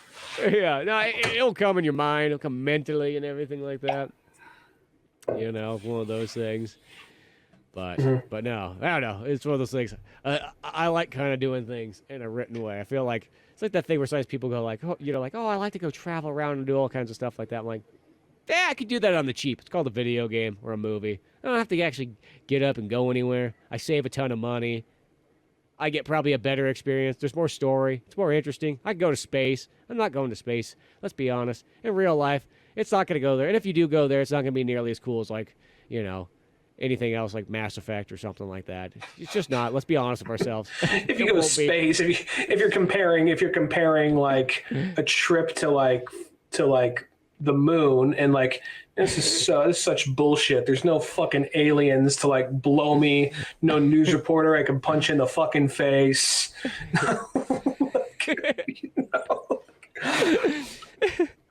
There's just somebody sitting in the back of fucking Jeff Bezos' like fucking like hop up ride or whatever, just like fucking bullshit. No blue chicks here, no fucking aliens that I'm gonna blow their heads off of when I get pissy when they start to talk back to me. You know what I mean? I can't join some Cerberus cult, and talk to the man that kind of looks like Martin Sheen. No, this is fucking. This definitely wasn't worth the fucking $3 million or whatever I had to pay to do it. Why'd you come on here? I don't know. I thought it was gonna be like Mass Effect. You go to Europe, you're like, this is such bullshit. What? It's not like Lupin the Third. There's no fucking like small little like yellow car and like some angry Japanese cop chasing me, and like meanwhile like my sidekick is trying to fuck me. This is such fucking bullshit, dude. It's kind of it's the only downfall that when you get really into movies, books, and video games is that everything else in real life just is never nearly as exciting. Like, and you can watch other people around you who go like, "Wow, this is just really cool. This is like that," and you kind of hate to say like, "Yeah, I've seen cooler." I think, in all honesty, I think that I kind of see, not to be like, I see both sides, but I kind of see like to an extent, I see both sides of it in a way of like, I think more, because I think that, and not, this isn't me saying you're only a good person if you travel, don't take it as that. But I think people, when they can, and if they can, they should see more just to just get like, I don't know. I just found things way more like, what's the word I'm looking for? I don't know. I guess I just felt like more open to things and more curious about things when I actually went there. But that's not to say I don't expect everyone to have the same interests to go to the same places, nor is it realistic to expect someone to go on like a big vacation like that every year, depending on what you're at or what you do. But at the exact same time, the big thing that kind of soured me on travel wasn't the act of traveling. It was also probably more like 2010s like Facebook and Instagram vloggers of like, oh my God, we went, and that stuff's still around, but it was way more prominent and way more looked at uncritically back in like 2015, 2016 era of just like Instagram, like hashtag wanderlust, kind of like oblivious type. It's not really about where I'm traveling. It's about look at me, what I'm doing. And I think a lot of that shit it's still there, but I think it's way more scrutinized now than it was then. So, and I think that kind of like that made me think like, if I met someone who did a lot of traveling, like this guy's probably a fucking asshole who's probably doing like yoga poses in front of Machu Picchu. Fuck this guy. And then I meet him like, oh, he's actually pretty cool. Oh, he's pretty nice. He's actually pretty cool, open-minded guy. But then you would meet those people who were like, oh my God, I go like on a big vacation like every 3 months. It's fucking amazing. And look at all these selfies of me, It'd be like those people that like they drive themselves to a top of a mountain, they get out, they spray themselves down with a water bottle and be like, oh man, I just ran up this whole thing right here and so on, like fucking champ, living the dream. Yeah, one of those people. Yeah, like fucking hashtag fucking grind set, bro. Like that type of shit. Yeah. No, or like there's I remember there's one time before we were married, my wife and I, we were like watching like some rich people's dog that were living in the Noe Valley of San Francisco. And we just like, God damn, this house is fucking fancy. We were just like watching this dog, this dog for these people. They're cool and their dog was really nice. But then we went down like, we're in a part of town we never really go to because it's so far away from where we live. Let's go just see what's around. Went to like some fancy, like, like restaurant. We're just sitting out there having a drink. And we heard totally one of these like, oh my God. So it was such an amazing trip. So we went to the Netherlands and we were going to go to this music festival, but then we realized we didn't have any E. So we had trouble finding E. So it wasn't really as fun as we hoped it would be. It was whatever. But then we found out there's this other musical festival happening in France. And we're like, you know what? We have only 3 days left, but fuck it, let's do it. So we booked a private car to drive us all the way to that music festival. And we threw down like $22,000. I was like, what the fuck? Just you have the pocket change to throw out $22,000. It's like, it was fun enough, but I'm just like, what the God damn it. What I don't know if I could live in this part of town. Jesus. Yeah, just fucking rich people problems and so on. I don't know. Yeah. Even as a kid, though, I've never really been the biggest like person for like traveling stuff because I always used to be that kid that like if you travel somewhere and then like especially like when like adults were like, "Here you go, here, Billy, you guys can have some money here." I would always like try to savor some of it. Like I was like, "Okay, cool. Use this money for whatever I need to survive to eat," which as a child I could get by pretty like long on that. I could go for like almost like a week on cornflakes or something. Hmm. And then it's like one of those ones. Then I'll have like an extra $20 for like a video game when I get back home, and then like you would think about that stuff, or even like nowadays. Sometimes I think about that if I go places. It's just like, okay, here we are, and I could be at home working and writing and doing stuff. And like I hate to sort of say it, but I know I get that like literally like that Disney dad thing, thinking of stuff where it's like when you're somewhere else, you're like, boy, I could be working on this, and there's so many things that could get done, and here I am. Just waiting, spending money. Okay, here we Just go. not enjoying life. Just watching the clock go by so I can get back to work. Yeah, and that's how I feel. It's like one of those weird ones where it's just like I'm like, no. I'm kind of conclusion. I'm like, I'm generally more comfortable, like, and not saying I needed like, but like, you get to a certain point when you get kind of to like an age where you're like, yeah, there is. I'm not saying there's not neat stuff out there. Don't get me wrong. I like a good Hmm. museum. I like a cool store here and there, even though stores are kind of like gone by this point. But yeah, it's just that kind of thing. It's just like I got enough stuff to do at home that literally I will never get all of it done before I die. So I think of it that way. Like I don't need to be wasting money and time if I don't need to. Like there's a lot of stuff to do here. I get you. I guess I'm also at this point where I'm not gonna lie.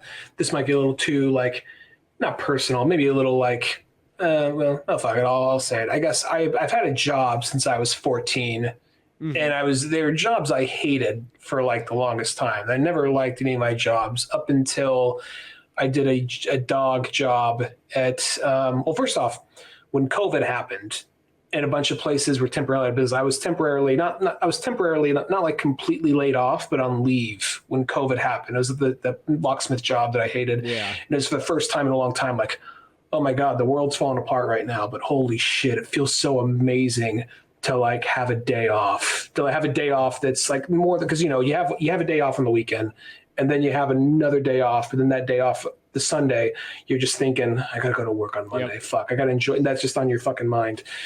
So then it was like that anime,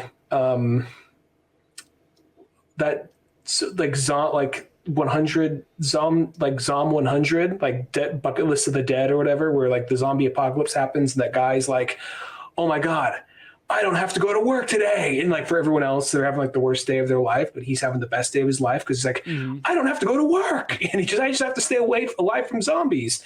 I totally had that. And I was just like, I mean, not the zombie part, but I was just like, oh my God, it feels so fucking amazing. It feels so fucking amazing. What can I do to keep this going? And then after that, I went and got a job, the first job I ever liked, which was which was like looking after dogs. Hmm. And now I don't have one of those jobs over here. I have like a standard, like whatever job, but it's not the worst job in the world. But after working as long, as many jobs I have, and most of them I hated, I'm at that point where I'm like, I kind of like I really appreciate downtime now because I've been working so much for so many years. I'm just like I appreciate just having like a job where I can kind of get by with just this much hours and try to work on the things I'm passionate about when I can. I know when you talk about things you got to do, you're not talking about like a day job. I know you're talking about a comic or this or that, but I'm like, yeah, but I kind of need that moment to recharge and then do it. I wish I had the work ethic to just like buckle down, but I really need to go here or there or see something different, get that inspiration. Yeah, well, it's like when people ask me, they'll like, it's always like, be like the weekend, and they just assume like, so you do anything fun on the weekend? I'm like, I'm gonna work the entire time. That's what I do. Like I started thinking about like some people go like, man, that is like, but I'm like, I just don't know what to do with myself if I don't continuously work on stuff. I feel like. I'm not saying that you don't get a game in here or watch a movie there, but like oddly in our kind of like area, that still is kind of partially work. It's not the same as if a normal person sits down to watch a movie because most likely your movie's tied into like, well, it's got to be a podcast and then I'm gonna have to research it next and yada yada yada yada. There's all that kind of stuff that goes into there, so everything kind of has like more of a it's not just like sitting down just to chill. Like I do very little of that in life. It seems like I literally. I literally will go almost from like, I'm not saying like, I always, you don't want to like brag about, because I don't think it's necessarily a good thing. It just kind of like happens, where you just start your day and you're just constantly just got ideas going. And then next, it's like, oh, time to lay down, I guess. Eat something, put a movie on, and there we go. We'll restart again tomorrow. Well, I think the work ethic is good, but I think it's also important just to give time to yourself and not like, well, this isn't for the podcast. This isn't for this project. This is strictly for me. And I know that you make time for that here and there, but I think that's also just in general, like important for people to do, just because for a minute, like, well, actually, I think there's a good balance of it back when I lived in San Francisco, and I did find myself intentionally going out and doing more things just to get a weird story for the podcast, not trying to make total awkward, horrible social interactions. But I would like if somebody would invite me to go to like a party or something at like 10 o'clock at night and I got to work the next day, I'm like, I mean, technically I should probably go to bed, but who knows? I might meet someone there, or it might have a fun story. Maybe not. If anything, at least I just got out of the house for a minute. So, and that was, I don't have as much of that now, it's just because now, I'm not like pining for that, because I feel like sometimes when you're out doing that, you're trying to, for me personally, I was just trying to fucking seek something. I was trying to find like, not strictly a wife, I didn't know what I was looking for. I was just going out, just trying to experience things. I don't mind going out and experiencing that kind of stuff every so often, but I don't need to do it like every week or like I used to, so. Mm-hmm. Well, San Francisco is always good for being able to you could just walk out of your house anywhere and go look around, and there's always something at least you can kind of go hang out and do. And especially if you had somebody to go with, it was always kind of fun. Because that's the thing I always think about when I think back to San Francisco all the time. I'm like, God, I miss being able just to walk out your front door and there's just stuff right there. Like, I walk across the street, pizza. I walk over there, grocery store. Walk down here, you know what I mean? Concert, 10 fucking minutes away. Like, there's so much stuff about, because that's like the thing I think that almost kills me nowadays is just like the distance for everything. It's like, it's almost like even like you go to a concert and it's like, the concert ends at like 11 o'clock, and the first thing you go, yeah, drive back 2 hours and 45 minutes at nighttime.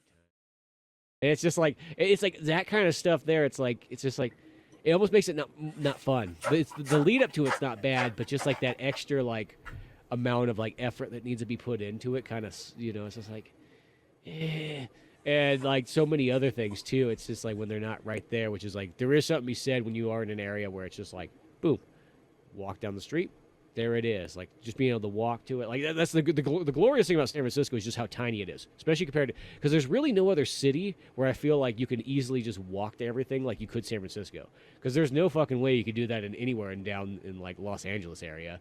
Like, I still to this day have no idea what the proper city is to pick, because everything is so goddamn far apart from each other that, and it's actually not that, ironically, it's actually not that far apart from each other, but because just the way the highway it's set up down, where in San Francisco, it's like, at the maximum, it's like 5 by 4 miles. I'm like, that is nothing. You could literally walk all the way across the entire like peninsula if you wanted to, and it's not that big of a deal. It's just like 2 hours, like where like if you've walked for 2 hours, you might get to like 2 other cities in like Los Angeles County, and you can't even do that really even in Sacramento. Like if you're in downtown, cool, but there's still a lot of stuff stretched out farther than you can if you really want to walk, and even other cities too. Just Nashville wasn't like that. Las Vegas, you got those long fucking Vegas blocks where it's like you walk about like 3 casinos. You're like, how long has it been? Where are we? It's 110 fucking degrees out. You know what I mean? Like, once I was in Vegas, Arabia out here. One time I was in Vegas, it was in February, so I didn't have to deal with that. But no, it's nice in February. That was the most of the times I've been to Vegas. It was like that because I remember back in the day when me and Cisco were kids, we would just continuously walk from casino to casino and explore the arcades and the glory. Then it's one of those ones I'm always interested to go back to Vegas, but I just know that like I hate to sort of say it, like I don't think any of like the great arcades and stuff like that probably exist too much. I mean, you could probably find a few of them, but I mean, like Reno's a ghost town. Their arcades are like nil, except for a couple of them there. But like, it's just it's just so like it's one of those ones that used to be so cool at one point in time, and there were so many neat things to explore and find, and every casino had an amazing arcade, and they're all uniquely different from each other. Before I left San Francisco, there was a couple of really cool like arcade and bar kind of places there. Because that were, they had a was it a one up? Is that what it's called? there may have been one up. There's one called Brewcade, and then there's the one I talked about on the show before, which is the God. I'm trying to name in the blank of it. They have more than one location. They have a smaller location in Oakland, but they have a bigger location in San Francisco.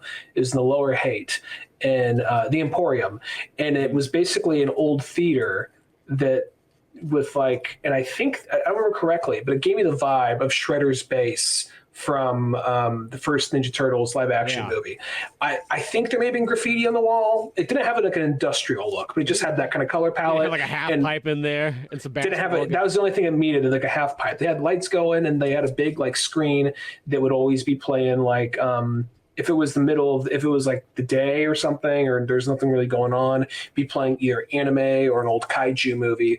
And then once they brought in the DJ, they play whatever the DJ had on like the screen or whatever. And when the DJs came in, that's where I remembered my age. For a minute, it was just like, being like a dude like in a Red Hot Chili Peppers t-shirt, having like an IPA, playing another like millennial like Ninja Turtles or Street Fighter, like, yeah, God, this is what it's about. And all of a sudden, like the DJ comes out and he starts playing like some Justin Bieber, and people that are like 22 are like, oh fuck yeah, like what the fuck's wrong with these kids? And you think in the head like, oh wait a minute, this came out when they were 12. Oh fuck. Okay, time for another beer. I remember in downtown LA there was a really cool arcade, or still there. Everything was about it. It had a great selection of games. It was a good place to go play some Street Fighter tournaments and so on like that. But it had a stupid fucking DJ there, and I was like, "This is just to me. It's like one of those ones. Like most people probably wouldn't get it, but it's like, as a gamer, you're like, no, I want to hear the video game music. I don't want to hear some like, I hate to sort of say it, but some dumbass like mixing fucking records over there and so on. Like, they don't mix records. He's mixing fucking digital tunes. But still, it's like, to me, it's like, it kind of, I get it. The people that are there for like the bar and the club atmosphere, they probably think the DJ thing's a cool, hip touch. But as like a hardcore gamer, you're like, no, you just broke the mood. Hey, you're like, hey, headphones off. I can't hear Battletoads. All right? Yeah, exactly. Like, let's be honest. What, do you think you have any music in there that's better than any of these game soundtracks? No, you don't. Yeah, that's what I fucking thought. Just be like, this guy wearing his Old Man Orange t-shirt fucking in there, be like, yo, could you turn the music down? Don't turn it away from you. Put his fucking headphones back on. I can't believe this guy here. Fucking youth these days. Yeah. I'm 28. Well, yeah, you're still a fucking damn child to me. Fucking Kingdom Hearts playing motherfucker. Don't make me jump across that. I'll jump across that booth right here and kick your ass. It's a keyblade appears in his hands, like, bring it on, old man. Believe me, I got about 3 Guinnesses in me right now. I'm fucking raging. You look out, you. That's like the only thing is I just don't like when they have I just don't like when they play music in those kind of places. I think that like it's an arcade. Just turn all the arcade cabinets up. That's the music. Yeah, here's the. I just assumed. I'm just assuming. I'm not surprised. It's at the same time though. I'm not like, ooh, cool, a DJ. I'm not like that, but at the same time, like, of course you're here. It's Saturday night in Lower Haight Ashbury. What do I expect? Yeah. But like some Soundgarden at least. Yeah, I mean, yeah. Louder than love, damn it. Yeah.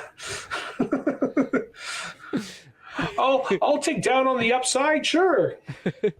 Yeah, it's just one of those ones. I always just think of that, though. It's like, that's my only thing. It's just like, as I said, I know it just sounds like bitching to bitch, but it feels like it's one of those weird ones. It's like it's like a time and a place, and I feel like it'd probably be the same way that I feel that like if somebody was, it'd be like trying to be like, okay, we're gonna have this Dungeons and Dragons area, but we're gonna have a DJ playing in the background. I bet you everybody playing Dungeons and Dragons would be like, this is fucking stupid. Like, I can't even hear what the other guy's saying to me. Why the hell do we have a DJ back there? Well, I think it will. It's not like honestly, Dungeons and Dragons, I guess, has music though, like playing from like the fucking like No, well, Dungeons pen and and Dragons paper. is someone comes in is like, oh right, like writes like their epic story, like, okay, now you guys got to play this out and try to survive all the shit I throw at you. And then all of a sudden, like, someone's just like, hey guys, turn on the dead mouse, or whatever. Where like, as opposed to Ninja Turtle, as opposed to like, going to play Ninja Turtles or Street Fighter Third Strike, I'm like, oh, there's already music here. Yeah, exactly. As I said, it's it's just one of those ones. I guess the other thing too, it's like then there's like that double whammy where it's like maybe if the guy was playing actually legitimate music, from like the '80s, like an old man would want.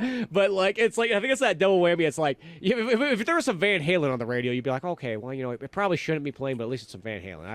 I could trust the boy there, But then it's like you top it off like, oh, now he's playing some Miley Cyrus, and no. I'm gonna have to some words with you, son. I think this guy, because I wasn't really digging on his music, but I wasn't there for that. I was showing this bar to a friend, and then we happened to be there on a Saturday. I'm like, oh, I guess they have DJs on Saturday nights or whatever. I'm used to just being like, I'm used to coming here in the middle of the day or something. Not doing a bunch of day drinking or anything. But if I was just by happenstance, if I was there, it would happen to be like middle of the day or late afternoon, something kind of like that. But like, just getting your Humphrey Bogart in. Well, looks like it's 11:30. Better go get down and get a martini at the old arcade bar. Yeah, your finest bourbon on rocks, please. Thank you. Yes. Can you make a Tom Collins? Yeah. Yeah. I like to have a Manhattan. Yeah. Oh, an old fashioned for my friend here. Yes. Yeah. Brown butter. In my day, they just called them fashions. Yeah. Yeah, like, got a shiny new 10 pence for you. Like, just bite the coin. Like, it's real, see? Please sit down. No, we went there, and, like, I want to say the guy was playing, like, a bunch of, like, poppy-ass shit, like K-pop and Bieber and whatever, Katy Perry, whatever. And, I think it all depends, really. If I was but I wasn't going to be, like, it was Saturday night. It was a bunch of, like, people in their 20s. I'm not going to be the guy coming in like, hey, what are you doing here? I don't want to be the old man, because you watch like an old movie from like, not even an old movie. You look at these things that like take place like in the 50s, and you see some dude who looks like Michael Douglas out of Falling Down. He's like just smiling. He's walking down the street, and he turns and he sees like two white kids just doing this. He's like, what the fuck are you doing? Don't get your knickers in a twist, or like old man Jameson. We're just doing the shimmy sham. What the fuck's the shimmy sham? Oh, Lamar the milkman showed us. Like Evil Dead zoom in on the black guy across the street, like, and then like he looks over at Lamar, just like fist clenching, like, So I feel like that's the same territory. If I'm coming in, like, what are you kids doing listening to Justin Bieber? Yeah. Well, that's the thing. You technically can't say anything. You can old man bitch about it, but you technically can't say anything. It's that one that you kind of get to the point where you're like, well, but you know what? There's this nice fellas putting together this virtual arcade that I can put my Oculus headset on, or my Quest headset on, and I could just dive into here. And guess what? In this version, I can select all the arcade games I want. I can bring in all the people I need. And there'll never be that damn DJ to come in here and ruin my day. It's safe in here. Yeah. There's some of those things, too. Like, once you start to get, like, into, like, some of those VR things, you go, oh, this is pretty cool. And, not when you just get thrown in with some random person. I remember that's the weird one, is if you get thrown into with some random guy staring across from you from the table, and you're like, oh shit, I probably should have watched the tutorial. Now I look like the fucking asshole. I have a friend who has an Oculus, and I dabbled, and none of them actually felt like real games. They just felt kind of like swing your arms to win, but at the exact same time they were immersive. Yeah, well, it's like, once again, like I have like the VR, and the first thing I'm doing is like, there's this company called it's this team of guys called Team Beef or whatever, and they pretty much just make VR versions of all like your favorite 90s games, and it's like, yep, here we go, I found my place. Why go out and do this? Yeah, so like they did like Doom, they've done like Quake, they've done things like Wolfenstein, Duke Nukem These 3D. guys look like I'm seeing the picture of them. These guys look like they'd have the something called Team Beef. These three balding guys. Yeah, they're like my kind of people. I see them like that's my kind of. They're working on Tomb Raider right now, making that like a VR version of that. So I'm like, well, I see that. I'm sold. Yeah, I guess they did Star Wars Jedi Outcast, which is fucking badass in VR. You know, it's just like that's just like me. It's just like I almost wish more companies like would do old games converted to VR is like one of the coolest things. Like, don't even worry about working on anything new. There's so many old games that you could just translate into VR, and you just get a whole brand new experience. Like shit, if you haven't played Chex Quest in VR, you've been missing out. Here's the thing about VR. I'm sure it can grow into something real and be good. I'm confident that will happen one day. But I can't tell you the fucking blue balls I get when I see it's like a franchise I like. I see a new game coming out. And somehow, the most recent one I'm thinking of, I missed the MetaQuest logo at the beginning.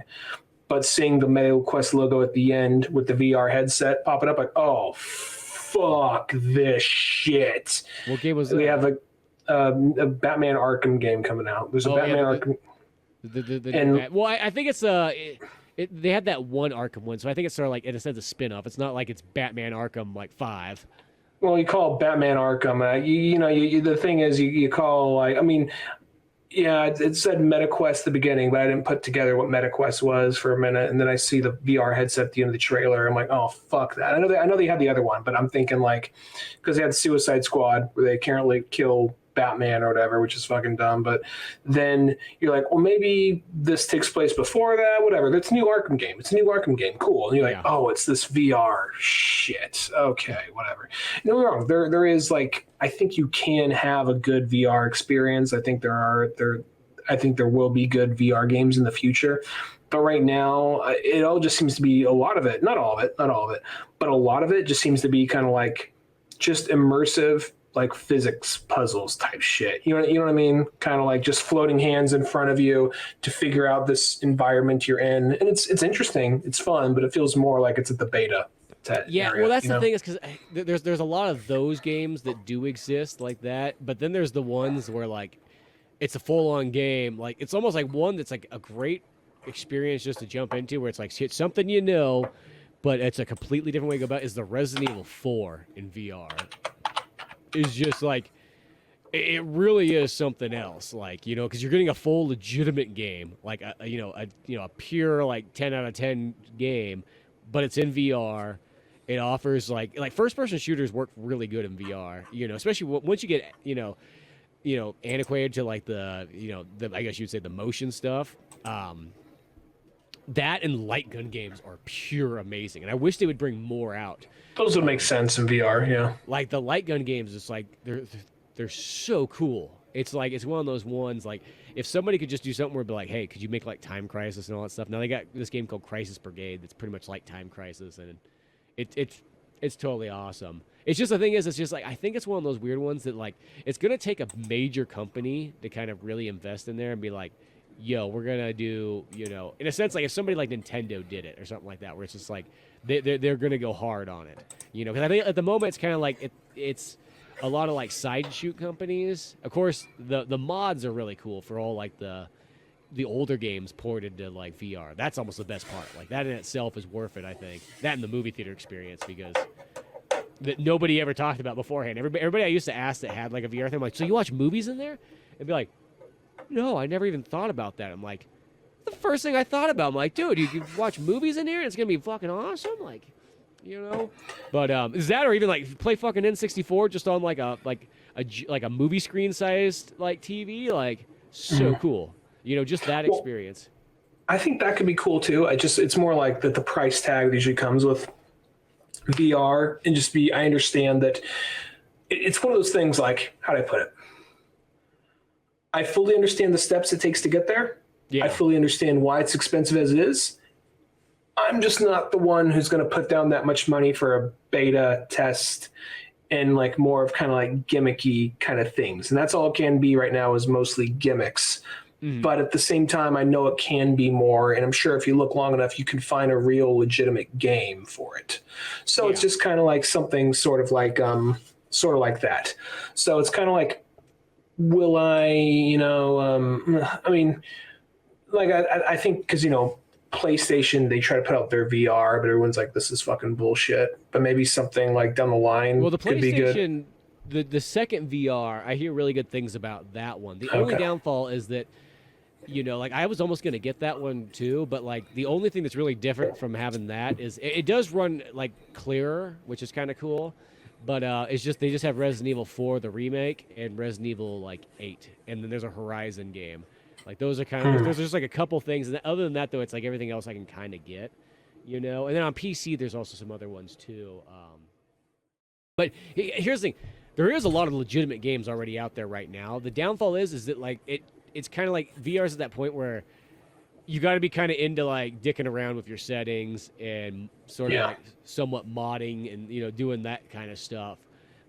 It's kind of at that point where it's like it's cool, but if you're not like really into it, I feel like give it about 2 more generations where it's like MetaQuest 5, and I think it's going to be something there. But as I said, the main thing it's going to take is just somebody to be like, yo, we're going to do, like, in a sense, it'd be like one of those ones, if, like, it sounds kind of weird, but if you had, like, Nintendo be like, yeah, Zelda, pure, like, VR experience, that they would put, like, everything into it, you know?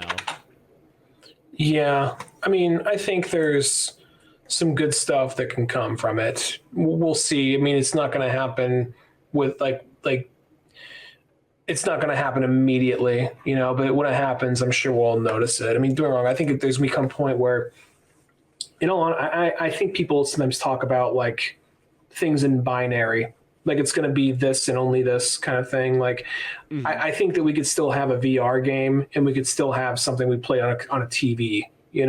or a handheld, and still like people talk about like VR's the future, man. VR's gonna wipe everything out.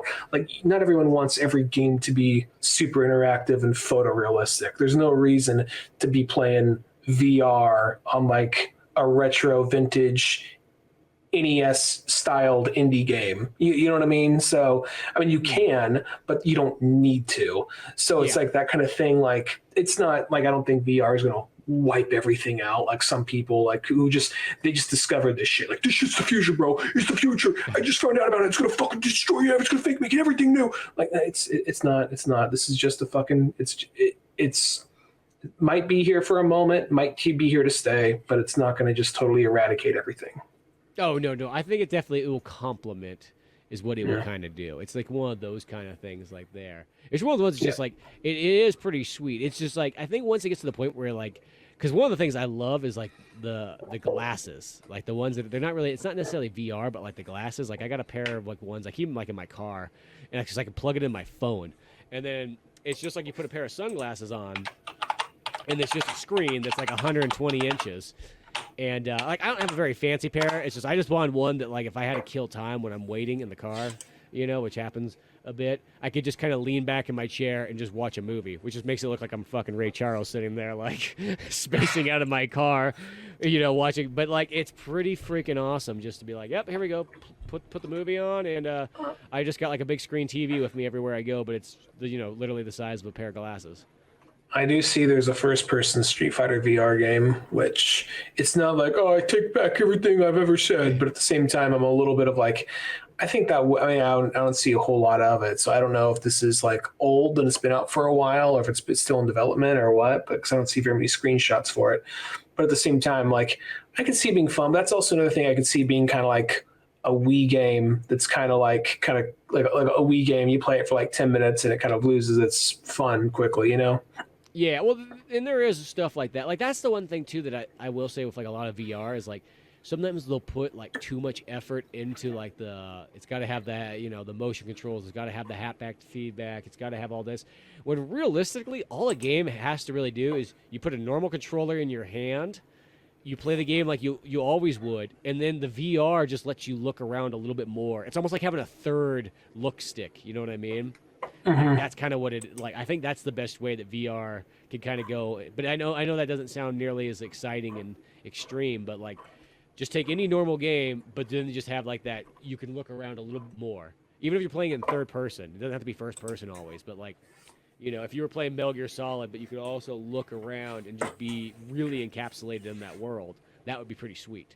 So I feel like that's what like they should start adding that into more stuff where it's like you could at least just play games in VR. I mean, you can play anything in VR technically. It's just you're playing it like on big screen mode is pretty much what it is, which is still pretty sweet because it's like you're literally sitting in the movie theaters playing whatever game you want to play.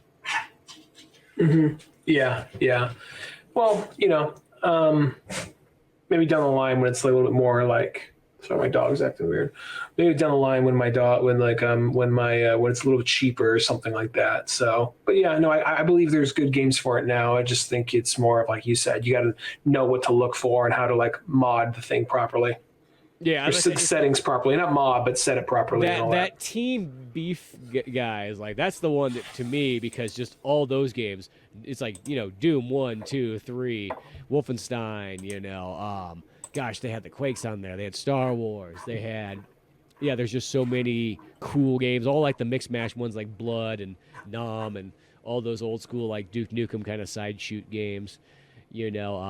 So stuff like that's cool. I just kind of hope more people do things like that because, or the other one's really cool is it's still kind of in like a beta stage, but there's a 3DS emulator, and it works really good because the thing about the 3DS emulator is that because the VR has 3D, it makes the 3D look extremely good on the DS and in like a large screen. So I was playing through a bit of Ocarina of Time on there.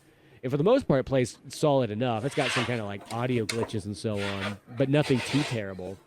Enjoy it before Nintendo's it. Yeah, exactly. Like so many. God, they just took down like Vim's Lair, which has been around since the '90s. One of those ROM sites I've used forever. They finally, after all these years, and that site stayed pure. Like it looks like that site straight out of like 2002. They never really had ads, or if they did, there was only like one thing. It wasn't like bombarded like other places do. Everything was kind of clean and well used. And then all of a sudden, it's like, yep, Nintendo, Sega, and one other company came in and said, yep, you got to take down all those games there. Mario just came in, Mario, Sonic, and then whoever the other one is, I don't know, Bubsy, Cal came in with his hammer. It's just a nice story you got here. It'd be a shame if someone fucked it up and just starts knocking shit over. Yeah, it's just like one of those ones. Like that's why I'm kind of glad that I have like fat like backup collections of all these emulators, just in case. Not like obviously somebody will always upload them somewhere else later, but like, or it's like this sounds like the most like almost like old school computer kind of thing. But like I have some like ROMs that like how like when you check a file and its properties, you can see when it was created. I have some of them that like I say I created in 1997. I'm like I'm holding on, like I feel like I don't know what it's just a digital file, but it sounds so cool to have like a really really old ROM. This is the Dead Sea Scrolls of like 3 years. Yeah, like I put this on my floppy disk and so on like that. Yeah. But yeah, well, I know it's getting late over there for you, but yeah.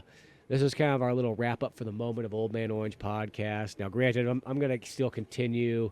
I'm just going to do the thing where I'll just bring on a random-ass person here and there, random-ass people that, have been on our show and so on like that, and like Marley and Frank and Jack and so on like that. And I'm just going to just keep doing some movie reviews. I was going to do something that I always kind of want to mess with anyways. I'm going to do this thing called, I call it Vintage, Old Man Orange, Vintage Cinema review, where I'm going to do 30s to 70s movies and just go like, yeah, let's just talk some of these, you know what I mean?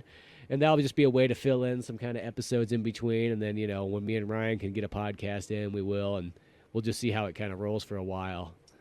And who knows, it might even be like, we might just luck out and have a situation where like, oh, if we do it this day at this time, I can totally record. I just, yeah, I honestly have no idea what the schedule is going to be. So we're talking as if I might just be off for like a few months. But who knows? I might be back in like a week or 2 weeks. I might be back in like sparsely throughout the months. But it just all depends. We just got to wait on that. So yeah. You never know. You might just get that robot from Amazon, and it just has a mode where it just takes care of the baby for you, so you don't have to worry about it. Yeah, like, oh, cool, parent for me. Yeah, who knows? Did you see that $6,000 robot Amazon had? No, but it's from, I don't trust that shit. How much, there's that point where like, this shit's the future. Now I'm like, how much this, I really don't trust a whole lot. I'm not become a conspiracy theorist. A lot of this, like, how much of this shit's held together with tape and glue now. I don't believe it, you know. Yeah, well, it's just more like it's one of those. I looked at it, I was like, oh, that's kind of cool. It's more novel. It's more like one of those ones that Yeah. like, so you could show off to your friends, and be like, hey, check it out, I got a new robot in my house. You know, he. I can make it like, watch this. You have to put like a little like, you put like a little like a thing like a key like a car key. Like, it starts blowing you like, oh, you know. Yeah, it's one of those ones. Well, it looks more like the fucking robot out of that Pixar movie, Wall-E. That's what. Oh, it it looks like like. that. So it's kind of like that, and what it does, it just seems like it just drives around your house, you know, acts as like a security guard that's just gonna get fucking drop kicked the second that someone breaks into your house. Like just like what's like you are intruding, calling the police, like some shit like that. Yeah, well, yeah, because it's yeah, you can literally like drive around your house and patrol your house or inside your house, and then, of course it does all the the other Amazon things. Got a fucking Metal Gear Solid drone just zooming around your fucking house. Are you shitting me? Well, somebody's gonna fucking mod it where it puts a fucking machine gun on it or something like that. Well, anytime I don't mean to slow down. So fucking Wall-E's is patrolling your house with a fucking loaded 12 gauge. Amazon robot. I gotta look. I know we were just about to end this shit, but at the same time, like, it's a $6,000 robot that's gonna like hang out your house. $6,000 robot. Okay, so I don't know. That's the thing. When those like Boston Dynamics things were coming out, and like, yeah, it's not one of those. yeah, well, no. The second I saw one of those things, like, well, just think of all the things this like four-legged robot can do. You're gonna mount a machine gun on that and kill people in a third world country. That's what you're gonna fucking do with it. What? No, we're just thinking of all the things you can do just to like train to think of all the applications we can use this four-legged cheetah robot for. Yeah, like fucking mounting a machine gun on it and fucking killing people. Like, oh, I played Metal Gear Solid Rising. Like, no, that's not what we're doing. That's all the fucking test footage just shows those things running. She's like fucking gunning. So it's like, yeah. What's that on its back? Oh, well, that's just a paintball gun. It's just for fun and test. Yeah, sure it is. It's friggin' medical aid. Yeah. Yeah. Well, it has AIDS in the gun, but it shoots AIDS. We got a robot that shoots AIDS at you now. We're at that point. Yeah. The Amazon one, like, I got kind of excited when I saw it, and then I was like, oh well, it's novel. I mean, if you had just $6,000 to blow like those people that were sitting across the fucking bar from you the other day, then maybe Look at this I would thing get now. it. But look at this thing now from Forbes. U.S. Marine tests robot dog with armed rocket launcher. Yeah. Yeah. Go get him, Chappie. Yeah, that's pretty much what's kind of going on there. But Jesus. yeah, once I just got, once get to the point where you just got the robot that's just like your robot buddy, you know what I mean? That you just gonna hang out with all day long and just work with and so on and fucking shoot hoops in the backyard. Or people you don't like. Robot friend. Or just like, yeah, if you just be careful to update it. If you don't update in time, it could have a murder spasm. I kid you not, I'm looking forward to having a robot hang out at the house. Why not? I think that'd be sweet. Yeah. Sounds like We'll a see fucking where we're at. Simon Pegg movie, but We'll see when it happens. but yeah, other than that, though, we'll see when those next Old Man Orange classic episodes kind of come out. But till then, there'll always be something. There'll be a fun-filled movie review and all that kind of stuff coming there. Go to oldmanorange.com where you'll find more podcast comic books like Pizza Boys. I'll also put a link in if you care to check out my new workout book, Pull-Ups for Life. It's on Kindle Digital. I'll put a link there in the description and whatnot like that. But yeah, check out all that fun stuff. Until then, I'm Spencer Scott Holmes. And I'm Ryan Dunnigan. And we'll see you some other time. Later, folks.